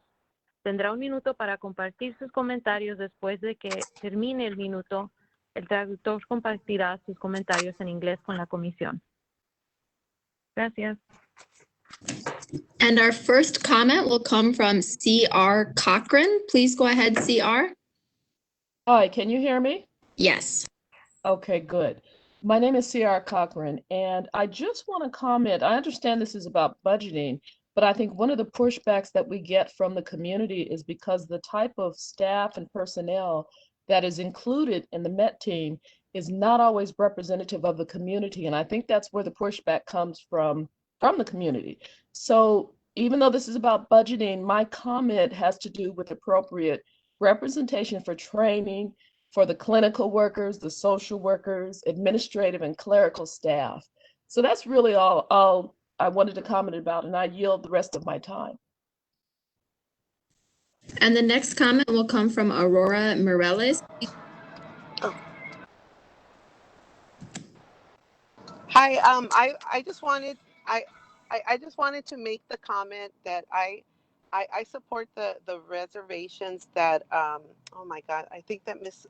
Olson brought up in terms of being careful about allocating funds and sending the message that's opposite to what many like me in the community have pushed for more responsibility in terms of oversight. And I appreciate the work that all of you are doing, but I think that we need to seek mental health experts. We need more clarity over the budgets. So that transparency hasn't existed, and I think that's where the reservation and the mistrust that the community has on the oversight and the sheriffs and them knowing how to organize that. I think that we need more input from the community. Thank you. And the next comment will come from Nicole Plesia. Please go ahead, Nicole. Nicole, you're unmuted. Please go ahead with your comment. Okay, and it looks like hearing nothing from Nicole. Next, we'll go with Jacqueline Venters. Please go ahead with your comment, Jacqueline. Yes, hello everybody, and all of God's blessings. I just want to give you guys an update on our sheriff department in regards to my son, Tanel Billups. And I'm wondering what this oversight committee, the board of supervisors, and the office of inspector general, Matt Huntsman, is their plans to do. The sheriff department, I got a call from the internal affairs, and they refused to do an investigation, knowing that the investigation by the investigator was corrupt. So it's like, where do you go from here? And it's really, really sad that our loved ones are suffering under these conditions from the sheriff department. Mac Huntsman, I'm confused about the Office of Inspector General because they're not responding to your subpoenas. How do the civilians, parents, how do we reach a resolution? My son he's still being mistreated. He has medical conditions right now that's not being treated. And that concludes your time. Our next comment will come from Sunatel Patel. Please go ahead with your comment. Good afternoon. My name is Sunita Patel, and I'm a professor of law at UCLA Law School. I thank you for having this hearing and appreciate the opportunity to provide a brief comment. I'd just like to make 2 or 3 points. The first is the concern that I have with privacy matters when you combine mental health care and the operation of the police force. It's unclear to me the nature of potential HIPAA violations or other First Amendment or privacy protections that we should this board should be concerned about in terms of information sharing between 211 calls, family members, and law enforcement. And I would ask for some clarification from that if you've ever requested that in previous times. The second is that I have actually begun to look at some of the reports that the METS teams, the Sheriff's Department put out on the METS teams. One of the things I find really striking with some of the examples that they provide is this underlying notion that coercive mental health care and medical treatment is something that is required and that the county should promote. There is much research, in fact, on the nature of mental health care, complex mental illness, and the problems with coercing mental health care. So I would just mention that as well. I'll end there. Thank you. And the next comment will come from Francis Orr. Please go ahead, Francis. Hi. If you can, okay. You keep funneling time and money into formats that the people are telling you are no longer working for us. You keep saying that it's PR, that despite PR, we need to do what we know is right. It's not PR. That is a reframing that I do not accept. It is people voicing what we need, and it's your job to have the courage to listen and represent us. So if you can convince Osen, not to put pressure on you, I'm sorry, but if you can convince Supervisor Osen with what your plan is, that it's actually, and come up with something that she agrees with, then you have my vote too. But the LAPD has a long record of not following through on money they get for the community. And if other departments you think should get cut first, then you need to turn in some recommendations on where those cuts can happen. And then we will bring this back on the table. But we are creating a model that is not created by police. Your model drains funds from the community. It's a breeding ground for criminal activity with no accountability. We don't need to wean people off. We switched away from the metric system. We switched to Common Core math. We switched from deciding we get to own people. We make big changes fast. And when we know we are headed in the wrong direction, we need to create a new protection and service model by the people. We are not going to keep relying on, we are not going to defund the police and then keep giving money to the police. Thank you. And that concludes your time. The next comment will come from Audrey George. Please go ahead. Hi, excuse me. I appreciate Commissioner Osen's comments. LASD has proven to be ill-equipped, at the very least, to provide support that de-escalates, assures public safety, and connects our loved ones to resources necessary when experiencing crises. The sheriff's deputies are not and should not act as social workers. I oppose MET teams as long as they include any sheriff's personnel. Mental health crisis intervention should not have any involvement from LASD personnel. no matter their function or training. Funding should not come from LASD's budget or be subject to any control from LASD, but should be part of the Department of Mental Health's budget directly. I believe that the Board of Supervisors supports this approach as part of the Care First budget and its acceptance of the findings of the Alternatives to Incarceration Work Group. Thank you. And the next comment will come from Laura. Please go ahead. Hi, thank you. Yeah. So the statistics shared about kind of avoiding lethality, we are not taking into account how many times police have showed up on the scene and caused lethality. When you're kind of sharing that statistic of how often they're saving it, you're really discounting the other side of the coin. So that's something really important to look at. I'm a mental health clinician. I'm a PhD level doctor who works with people with serious mental illness, and I stand with Commissioner Osen. I think we need to build that ideal world Commissioner Vera is talking about, that unless something changes, is you. It starts with you. The reason something hasn't changed is because, as clearly stated, it's coming down to funding. We need to be funding the DMH department to even allow them to do something that they are already trained to do. Instead of implementing a higher number of police, increasing the MET, maybe a lower number of actually trained clinicians from DMH would be sufficient, and also, importantly, cheaper. I asked the commissioners to consider the recommendations and strategies noted in the ATI report, calling for LA County to utilize behavioral health responses for people experiencing mental health or substance use disorders or homelessness, specifically recommendations 35, 36, 37, and 38. Thank you. And the next comment will come from Catherine Bick. Please go ahead, Catherine. Hi, I'm a medical student in LA, and I'm firmly opposed to devoting funding to LASD for the MET program, and I really want to uplift everything Commissioner Ocean voiced on this matter. While I appreciate the use of clinicians in this team, I believe that the use of deputies is counterintuitive to providing trauma-informed care during mental health crises. And as a future clinician, I care more about the safety of the community rather than the focus on protecting the safety of clinicians. As a medical trainee, I really cannot endorse involving the LASD in any form of mental health care and de-escalation. Yes, the focus should be on increasing resources to support mental health response, and that is a step in the right direction. Regardless of whether MET works and has prevented unnecessary death at the hands of police, I think it is also necessary to consider the lifelong trauma that comes with any and all law enforcement interactions, especially during mental health crises. And so yes, to Commissioner Kennedy's point, it is an either-or scenario because we should be seeking to eliminate this trauma. To Commissioner Vera's point, there are in fact current alternatives available that are outlined in the ATI report, so I strongly encourage you to review those recommendations.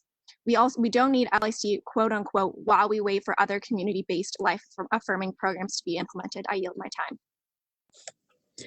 And the next comment will come from Paul Jefferson. Please go ahead, Paul.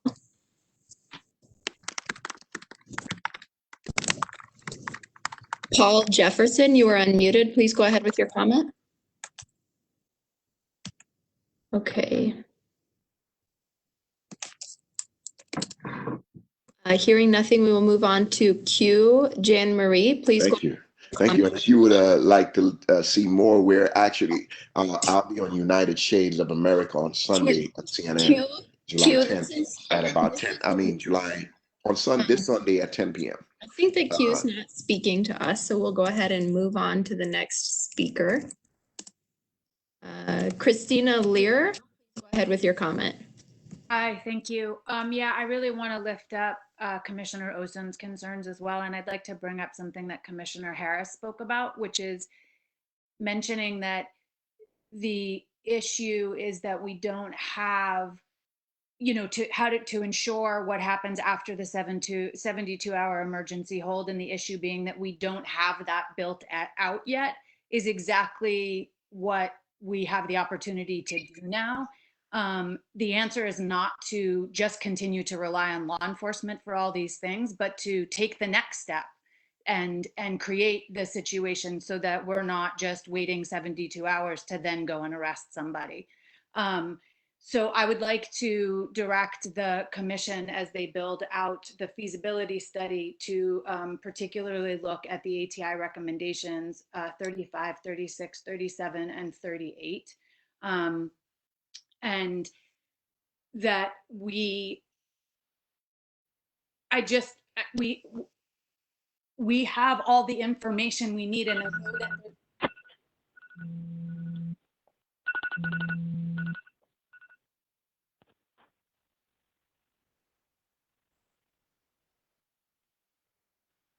Did we lose Jennifer too? I can keep talking. Yes, I am back. Sorry about that. My computer was frozen. Next comment will come from Gina Viola. Please go ahead, Gina. Thank you. Yeah, this is not a public relations issue. This is an issue of public safety. And the greatest threat to public safety, especially for people in mental health episodes and crises, is the LA County Sheriff. Met teams cannot have law enforcement included in them. They will not be, they'll be dangerous, and they will also be discredited. Anything that partners with law enforcement, any of the organizations that partner with law enforcement lose their credibility once they do so. So these Met teams need to be totally independent of the Sheriff's Department, which means you need to defund the Sheriff's Department for the money they get for the Met teams and put those funds into the ATI recommendations. You know, one of the commissioners said it best today. As we sit here today, we are waiting for the next police shooting. Someone here said that today. It struck me very, very deeply that is what we're up against. And the next comment will come from Susan Anderson. Please go ahead, Susan. Okay, I am totally in support of the alternatives to incarceration report to avoid and minimize law enforcement responses. We are reimagining community-based mental health services. I wonder, is Priscilla Ocean the only commissioner that is listening to the community, listening to the demonstrations, that is aware of the dangers of having law enforcement come out when someone is having a mental health issue? Commissioners, you may have spent hours forming a plan, but that's not the plan that's going to work. Stop that plan, begin the new one, the alternatives to incarceration. It has a wonderful plan. It has recommendations 35, 36, 37, 38. We do not need police or sheriffs to come out. We need the Department of Mental Health. We need compassion. We need empathy. We need skills. So stop your plan and let's listen to the people in the ATI. Thank you. And the next comment will come from Ellen Giese. Please go ahead with your comment. Hi, can you hear me? Yes, Ellen, if you could speak closer to the mic. Yes, sorry about that. I would just like to say how much I appreciated listening to Commissioner Ocean. She spoke so eloquently, and I would encourage the rest of the commission to listen to her more carefully. And I would like to reiterate everything everybody else has said about funding the ATI as an alternative to MET. And if MET is going to continue and going to be, it should be funded from inside the LASD and not divert funds from DMH. Also to Vera, I would like to address what you were saying about, staying the course, having gone down this road. But we as humans learn from the past and we learn from mistakes. And it may not have been a mistake when you started on that. A mistake. Staying on the path when you have evidence that it has become a mistake is a mistake. Thank you. And our next comment will come from Carrie Robles. Please go ahead.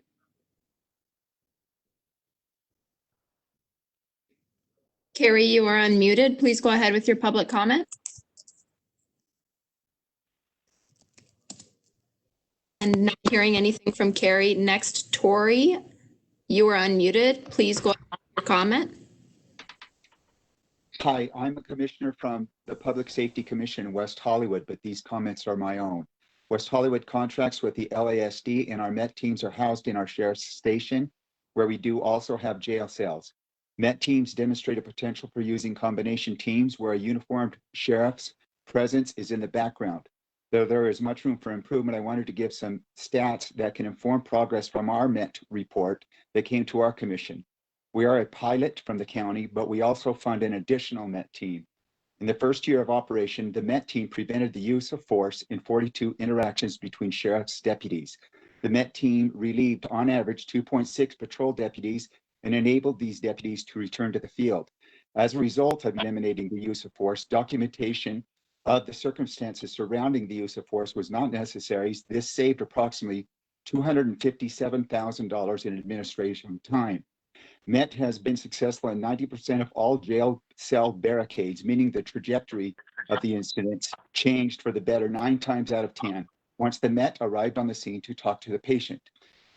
West Hollywood MET average incident handling time to conduct de-escalation and patient evaluation that did And that not result concludes your in time. Thank you. And the next comment will come from Chris Riddle. Please go ahead. I also want to, I'm sorry. Chris, you are muted right now. Please go ahead with your comment. We can hear you right now. Okay, great. I want to uplift what Priscilla Ocean has been saying. The MET program is incredibly important, but it needs to be separated from the Sheriff's Department. And if you were listening earlier, the rather pathetic excuses offered by the Sheriff's Department to the COVID-19 crisis just is an example of their systemic incompetence, which is more reason we need to be taking funds and authority away from them and giving them to programs like MET that provide people with actual help. If you can't, if it has to go through the Sheriff's Department today, put a sunset date on it, something, so we know that that you are moving in the right direction to taking towards the ATI. Thank you. Have a great day. And the last person who has signed up for public comment is Harlan Pace. Please go ahead with your comment, Harlan. Thank you. I just also wanted to uplift what Commissioner Ocean was saying. We need to fund the Department of Mental Health to truly serve people who are in mental health crisis. The MET teams can't be trusted to de-escalate safety as they're associated with LASD. And just on another note, LASD has shown a lack of transparency regarding how they use their funds. I think we can't continue using law enforcement in situations of mental health crisis and expect for real change to happen. We need to listen to the community members' suggestions and build from there. Thank you. And we did have a couple of additional people sign up. Yvette Correa, please go ahead with your comment. Hi, thank you for your time. I'm interested in getting justice for the families that have had to accept civil suits as their only recourse to get any kind of justice for losing a family member because the sheriffs refuse to do their jobs correctly. It's not just shootings. They murder people by intentionally denying medical attention, intentionally violating all disability laws, even if they're military veterans, I'm sure of it. Because if they're doing it to disabled people like my brother, Juan Correa, not only that, it's so many things. It's so many things that's scary. The videos, why does it take so long to be released? Why are sheriffs that are giving depositions not included in Jackie Lacey's reports? How can I get your time? And that concludes your time. Next from Q, June Marie, please go ahead. Yes, Pastor Q from the Church Without Walls, Skid Row, and also with Clergy and Laity United for Economic Justice. I echo what Commissioner Ocean has been talking about. We definitely need to reimagine public safety. I think the MET team is a great thing, but I think it works because there's someone else in the space holding law enforcement accountable. We can see when we're encountered with law enforcement on their own what happens. So I don't think the MET team really needs law enforcement. I think and as it relates to, someone mentioned body cameras, as it relates to body cameras, the sheriff has been doing fine without body cameras is not going to change anything. It's not really their body cameras that keeps them accountable and transparent. They turn them off. It is our cameras that have been keeping them accountable. So we need to begin to reimagine public safety, and we need to be moving in that direction. So divert the resources from law enforcement into mental health services. Thank you. And the next comment will come from Greg Allen Suska. Please go ahead. Hi, thank you for my chance to comment. The Met team, I applaud the Met team. What a progressive way our sheriffs are using to make public interactions more safe. And also, the sheriffs are there to protect the mental health people. I'm a mental health worker in a public institution where we call other mental health people to come help us when we have physical attacks by these mentally disturbed people on the streets. And Ms. Ocean, you take money away from the sheriffs when you have a Met team. So it's added safety. Don't throw the baby out with the bathwater. We need that Met team. We need that sheriff. And defunding the sheriffs is what your goal is, Ms. Ocean. And the Met team does that a little bit because it does make the funds go there. So pay attention to what's going on here. Safety of the public's what's an issue here, and the sheriff needs to be there. So put up with it. That's the end of my comment. And our last comment will come from Ernest Moore. Please go ahead, Ernest. Yes. My organization is Forgotten Americans Network. I am a mental health therapist. I've been working in around Los Angeles County since the 90s. We need to look at a comprehensive solution for mental health care delivery. To go back into history, it was Reagan and Bush that decimated the mental health system throughout this country, especially in California. We should have more funding coming from the federal government, state government, local governments for residential psychiatric mental health treatment centers, rehabilitation centers, community-based mental health treatment, and also should get funding from private insurance companies. We shouldn't have all these whack jobs walking around on the street. If you go down, you spend a couple of days down on Skid Row, you will see that 90% of those people need very intensive mental health care and rehabilitative services.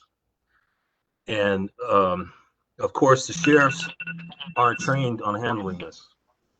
Thank you. That concludes your comment. And we will go back to Paul Jefferson. Paul, you were unmuted. Let's see if we can hear you now. Yes, can you hear me now? Yes. Go ahead with your comment. Perfect. Okay, thank you. I just feel like if more funds will be delegated, I agree with all that's been said. And I agree, to some degree, we do need the sheriff's presence. Maybe not in the immediate, but we do need the sheriff's presence. But also, I feel like if they would allot more money to training, more training for these sheriffs, or more screenings, right? And to reach out more to the pet team and things like that. You know what I mean? I feel like if we just collectively come up with a plan or some type of solution, then we can address these severe issues. And so I have a lot more to say, but I'm going to stop it there. Thank you. And that does conclude our public comment for this item, Patty. Okay, thank you, everyone. Yes, Commissioner Olson. I really hope that that we have been listening to not only what the community has been saying, but also what experts in the field have been saying about the best way to respond to people in a mental health crisis, which is with trained clinicians.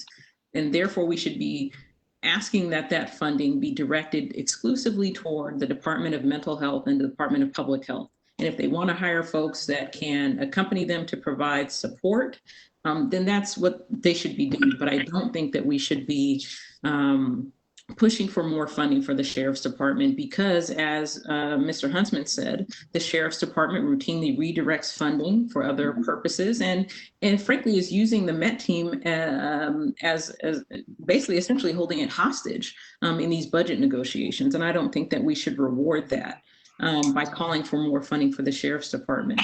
Secondly, I think that we should really listen to the recommendations that have been made by the Alternatives to Incarceration Task Force. I understand that we want to be consistent in our positions, but we should also be open to shifting course with new information and new calls for the community in terms of how they want to be supported. And I think we should listen. So essentially what I'm asking for is for us to pause here, to get more information about the budgeting process, to review the Alternatives to Incarceration Task Force reports, and let that inform our approach to the mental evaluation teams. And I understand that as they're currently constituted, it's a partnership between ODR, DMH, and the Sheriff's Department, but it doesn't have to be that way. I'm in support of having clinicians respond to emergencies involving mental health. I am not in support of giving those funds to the Sheriff's Department, which I think is ill-equipped to the task generally, although certainly the results from some of these teams has been tremendous. But I think we can achieve similar results by giving more support to the Department of Mental Health, which can expand in a number of areas, including the MET teams, including the capacity to have beds for people that don't involve our jails. There's a whole area that we can be expanding in this arena to support folks with mental health issues in ways that aren't punitive and that aren't backed with the coercive threat of jail and or lethal use of force. So that's my recommendation. And I hope that it can inform the debate about how we respond to these threatened budget cuts.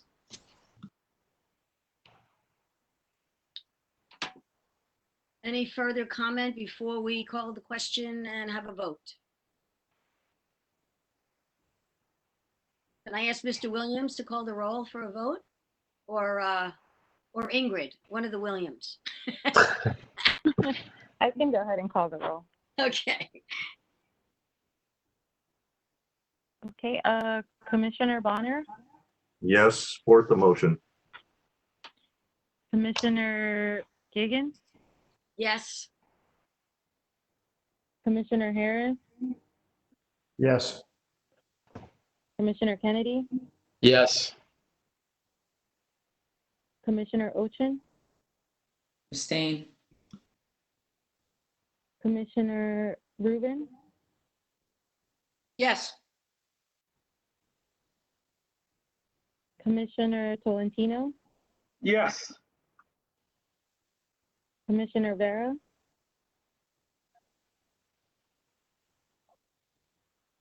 Commissioner I've been, Vera. yeah, I'm here. I've been convinced by the passion and the logic of the public comments and Commissioner Olson's statements to also abstain on this. And Commissioner Thompson is no longer with us, correct? Correct. Okay, that's it. We have 2 abstentions and 6 yeas. So the motion passes. Motion passes. Motion passes. Okay, we have a very few minutes, but this next item is extremely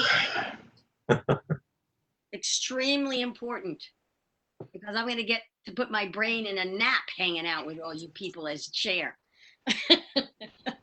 So yeah, so now we're looking to the next iteration of leadership of the COC, and we're going to be choosing a new chair and a new vice chair, and we have nominations, but before I do that, I'd just like to say just a couple of things.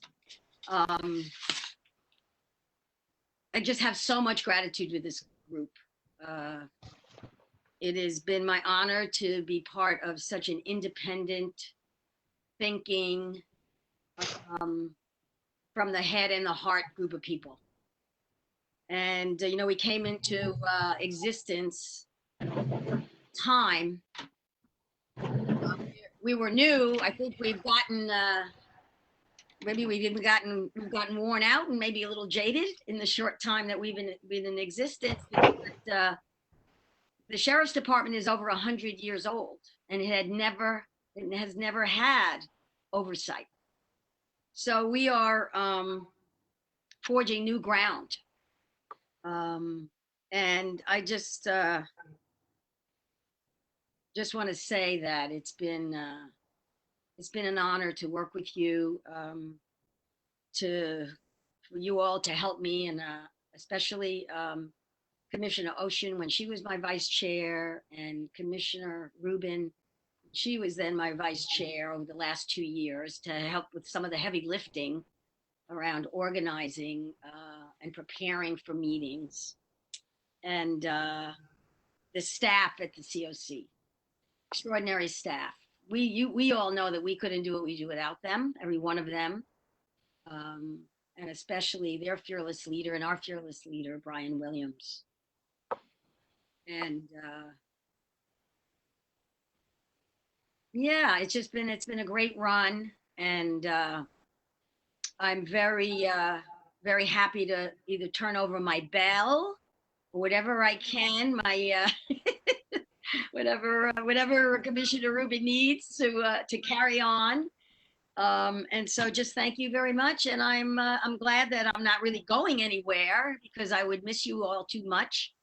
And our debates and our very thoughtful considerations, and I know we face a lot of challenges, but there's a lot of exciting opportunities moving ahead of us too, that I will be privileged to consider with you. So thank you very much, all of you, including the COC staff, and Mr. Huntsman, who's also been an ally. Madam Chair, if I can interject for a moment, we did send you a box to your home, and if you can open that for us. You did do that, Mr. Williams. And while you're grabbing that, on behalf of the staff, and I'm sure everyone on the commission and all sorts of folks who are out listening to this meeting, I want to personally thank you for your tremendous leadership, your compassion, your empathy, and your energy and your drive. You have led this, captained this ship for 2 years, and I doubt we'd be where we are now in a good way without your capable leadership. So I'm honored to call you commissioner, but even more honored to call you friend. So thank you so much for what you've done for us. So please open the box. Okay. Here. I got this delivery. It said to open it in front of you all. I'm going to do that now.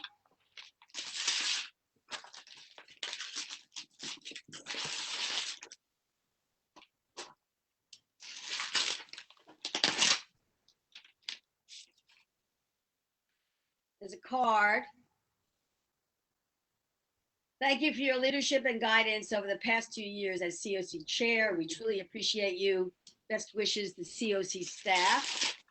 Thank you so much. Oh, this is so well wrapped, I'm not sure I can open it. Let's see. Oh, let me get something. While she's opening that, I do want you to know that COC staff, we actually cut the wood and varnished it and did it ourselves, shellacked it, did the metal work. Impressive. They wrapped it with cement. She's running around the house.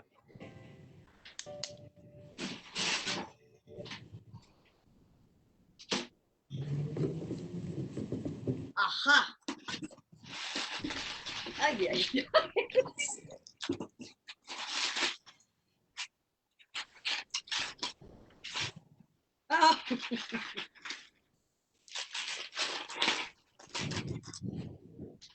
Oh.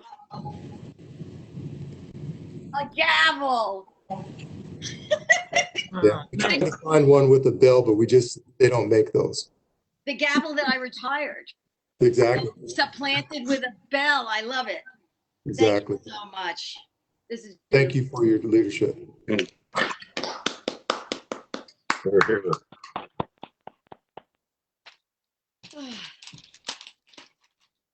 Thanks, Patty. You're welcome. Okay, so let's move Well, let's move to the election. We have the singular nominee for chair, and that's Commissioner Lear Rubin. Her name has been placed in nomination, and I would like to have a vote.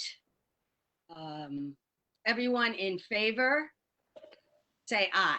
Aye. Is there any opposed? I didn't think so. Congratulations, Commissioner Rubin. Thank you so much. I look forward to the, I'm not abandoning my post, but I look forward to turning it over to you. We have a little contest for vice chair. We have two nominees. Two names have been placed in nomination: Casimiro Tolentino and Hernan Vera. Since this is a little bit of a contest, I'm going to ask Ingrid Williams to roll call the vote for election of vice chair. Got it. Commissioner Bonner? Cause Tolentino. Commissioner Giggins? I'm going to abstain.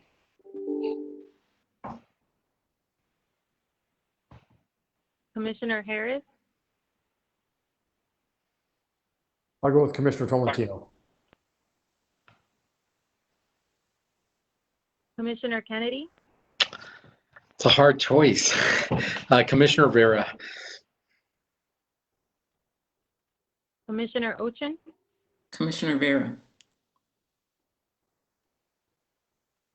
Chair Rubin?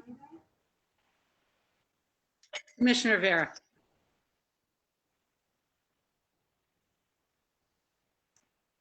Commissioner Tolentino? I think I have to abstain.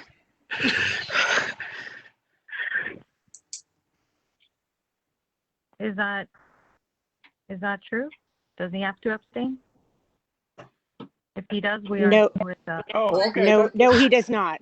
You can vote for yourself. No. Or you can vote for Hernan.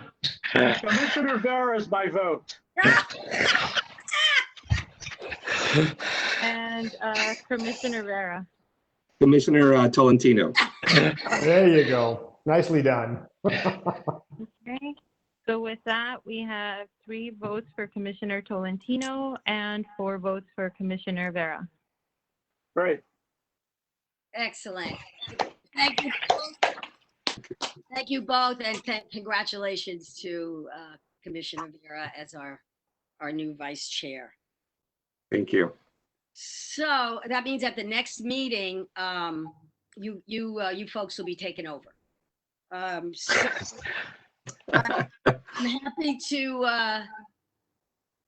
I'm unhappy to say that we ran out of time again. I tried so hard to fit everything in. I wish Commissioner Rubin good luck with getting everything in on our agenda, and sincere apologies to the public who, I mean, I know many of you have had a chance to speak, and I know there's always more who want to speak, and we always regret that we can't get everybody's time in, but stick with us. It's an interesting ride. It's going to continue to be an interesting ride as we try to do our best and reimagine oversight, as a matter of fact, as we continue. Chair Giggins, can I just make a comment very quickly? So one, just wanted to thank you for your visionary leadership, for your political savvy, for your energy, for your pragmatism, for your ability to ground us, and for your commitment to justice. I will miss the bell. I don't know if Commissioner Chair-elect Rubin will continue that tradition, but I would welcome it. Just in terms of, I just have a request, I guess, for Chair Rubin and Vice Chair Vera about our next meeting. I really hope that we will, or request, I should say, I request that we have a budget presentation at our next meeting. And I also think that we should request a presentation or some update on the investigation relating to Andres Guadardo, as well as the 6 deaths that have occurred in the jails related to COVID-19. I think that the public as well as the commission would benefit hearing. Obviously, we won't know all of the details given some of the confidentiality related to these investigations, but as much as can be made public, I would like for the commission to facilitate the public sharing of that information. So I guess that's a request to the new leadership as well as to the OIG and to the Board of Supervisors. So those are I know that would be a packed agenda, but I think that this discussion today has raised some significant issues related to the budget and these investigations. So that's my request. Thank you. Your request regarding the Guardado investigation would have to go to the Sheriff's Department, not OIG. The Sheriff's Department has refused to allow us to monitor their investigation. And talking more about that would be very helpful. I'd be happy to talk about that subject, but if you want to know about the actual subject matter, LASD would have to address it. Thank you.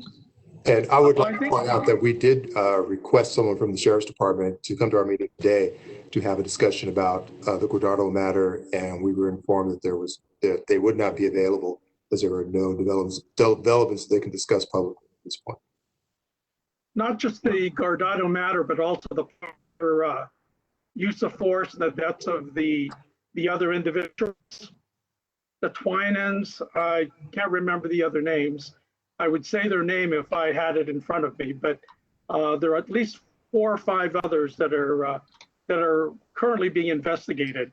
I know the sheriff will say there's a pending investigation, but we need an update as to what's going on with those particular individuals' investigations. Let me, if I could just chime in here. This is Rob Bonner. With the use of force ad hoc committee has requested that the sheriff's department brief us on the Andres Guardado killing.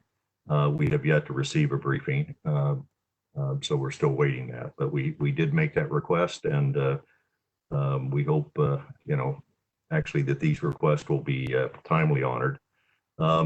Secondly, this is apropos Commissioner Ocean's agenda list for the next meeting, but I'm going to make a request, and that is I'd like to invite the sheriff personally and the CEO, and I would like to have an answer to the question of whether the funds for the body-worn cameras have been transferred to an account. We're talking about the funds to purchase the hardware and the first year operational maintenance, so roughly around $30 to $35 million. I want to know if that's been transferred or not. I want to know if it has not been, when it's going to happen. And I want to know whether the timeline that is to begin rollout in October of this year, 2020, is still on track, because I don't want that derailed. I want the worn cameras to be rolled out as expeditiously as possible. So I'd like to put that on the agenda for our next meeting. Again, the Chair Rubin will ultimately have to decide how much can go on, but we should definitely look into that. We need to look into it now, because if we do not do it, I think there's a serious risk of further delay. And I agree. I'm wondering, Chair Rubin, if that would be a part of an overall budget presentation, because it sounds like that's clearly a budget matter. So if there can be a budget presentation that includes discussion of body-worn cameras and the Met teams, obviously, however much detail can be provided would be appreciated. But I think, a general budget overview along with discussion of how body-worn cameras and the Met teams fit into the overall budget. And this is Hernan. I don't know if I can add to that. I agree with that, but whether County Council, I don't know if Lauren is still on. I see her icon there. Whether County Council, thank you. Great, Lauren. Whether County Council can give us an answer on whether the Board of Supervisors can specifically earmark funding for something like either Met or body-worn cameras or what have you, and have that earmarking be legally binding. It seems to me, at least now, that we have some uncertainty as to that, and it would affect our decisions going forward if we had some reassurance that that can happen. It would also affect some of the discussions with justice deputies and the supervisors as well. So I, for one, would love to answer that. It goes along with the budget issues that Commissioner Olson has been raising as well. Thank you. I appreciate the question, and I will take that back. Great, thank you. Madam Chair, if I could add one last thing, I wanted to thank our county counsel, Lauren Black, who's been with us for a little while. Lauren was recently promoted to a new position within county council, and this will be her last meeting with us today. We'll have a new county council at our next meeting, but thank you, Lauren, for all of your assistance. It's a change all around, it looks like. Congratulations, Lauren. Thank you. It's been a Congrats. true pleasure and an honor serving this commission. So thank you all for your work. Thank you. And we know where to find you all. Exactly. I hope you do.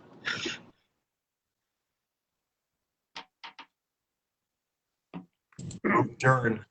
We can adjourn, right? Okay. Yes. Bye, everybody. All right. Stay safe, stay healthy. Thank you. You too, Patty. Thank you so Take care. much. Thanks, Patty. Bye. Bye. Bye-bye.